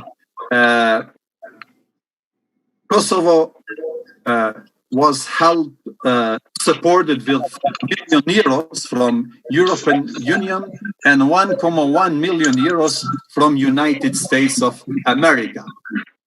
But in meantime, recently, the European Investment Bank has approved soft loans for the countries of Western Balkans, where 160 million euros have been allocated only for Kosovo. The economic consequences caused by the COVID-19 pandemic in Kosovo. The economic consequences caused by the COVID-19 pandemic in Kosovo are great, and it will take time, effort, serious focus with concrete and rational measures for the policymakers in Kosovo to recover those losses that, according to economic chambers and business associations, only for those 60 days, the losses exceed the amount of 300 million euros, which is more than 12% of the total budget of Kosovo for this year, means year 2020. According to the latest forecast from the World Bank regarding the assessment of the situation and the sensitivities of Western Balkan economies in their confrontation with COVID-19, it is estimated that the countries should take advantage of all possible options for crisis management, taking advantage of assistance provided, such as access to finance through international financial institutions. If there is room for fiscal and monetary policies, this is the right time to use it in order to maintain the productive capacity of economies and the functioning of markets, as well as to support and save people's lives and livelihoods. Due to limited resources, policy support should be prompt, timely, targeted, and transparent. As the crisis unfolds, countries in the region need to shift the focus their policies from the fight against COVID-19, the resumption for the economy, and consequently to the normalization of balances and the reducing of debt accumulated during the crisis. As a conclusion, I consider that COVID-19 global pandemic will impose economic and financial restriction, new debates and strategies for public health in general. It is an alarm for policymakers, both on national and supranational levels too, and I estimate that it will affect in new orientations of the new world order.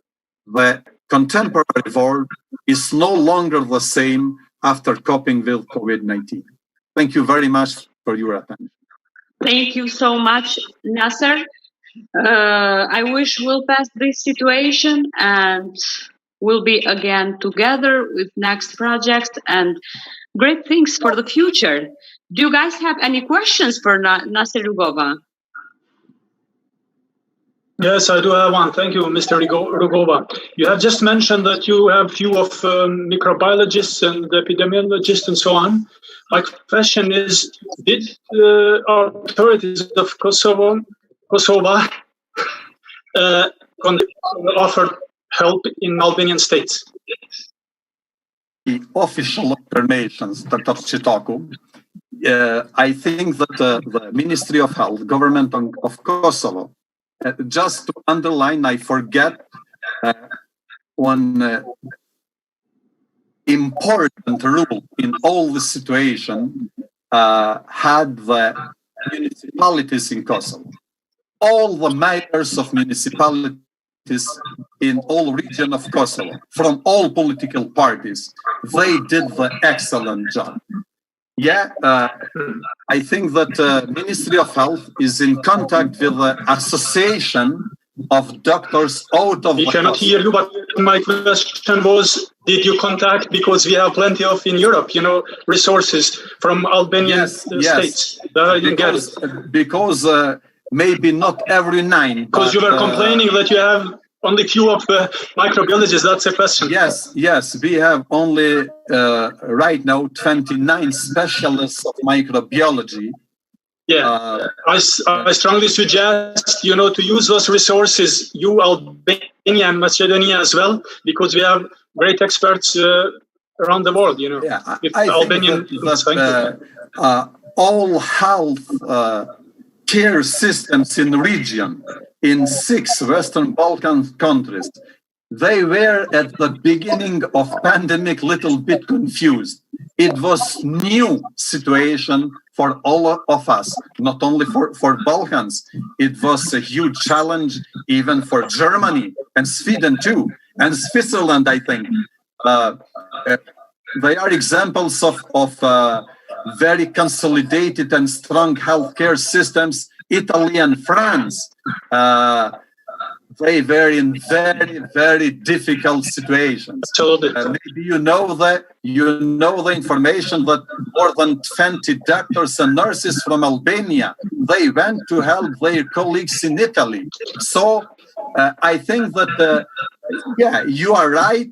The cooperation between Pristina, Tirana, and Skopje maybe need to be supported, to be enforced, and maybe it's the right appeal for officials in Pristina, Tirana, Skopje, and in capitals of Europe for you and guys, for a lot of you excellent can discuss, doctors. You can discuss this thing together, so you can have the connection. Thank you, Dr. Rugova, even though. Okay, because you're both from Kosovo, and couldn't hear much, but thank you very much. The main thing of the summits is also connection with each other, and you can connect with each other. You have Facebooks, you have Instagram, and everything. Thanks so much. And now, do you guys have any question?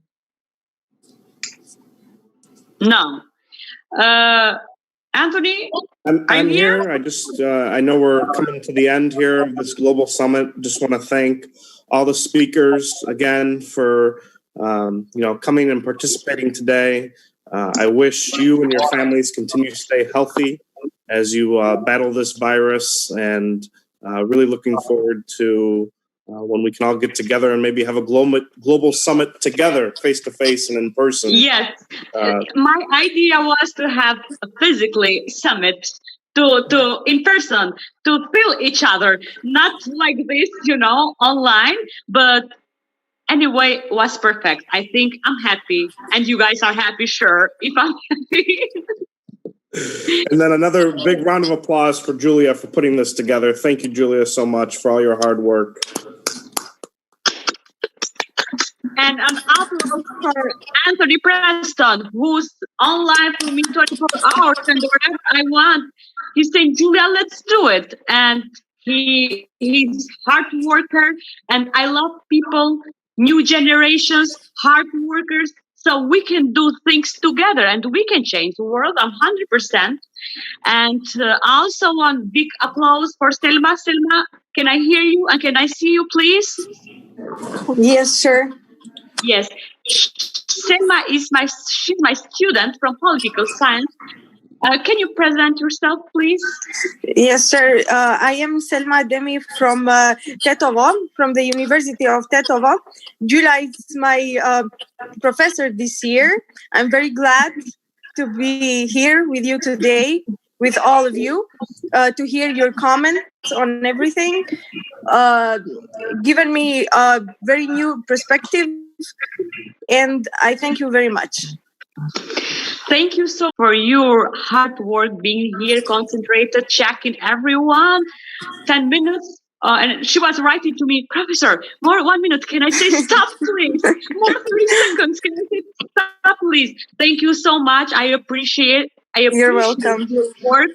You're ambitious student, and I'm proud of you. And proud Thank you very much. Every Albanian girl who tries to do nice things and to work hard.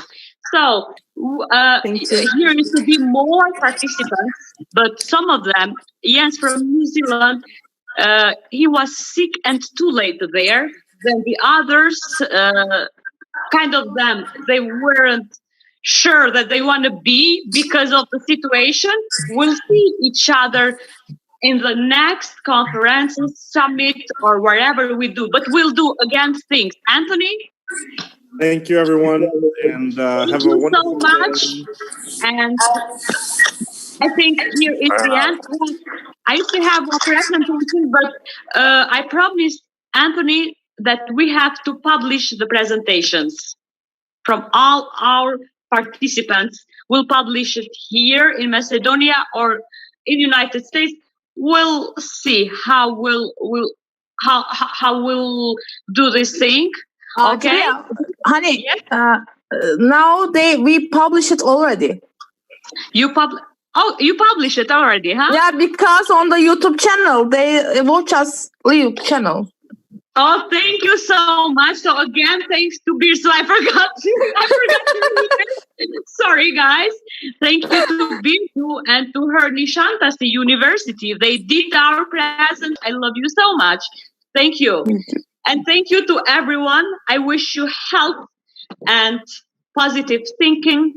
And let's change things together and see each other in next summit or conference or whatever.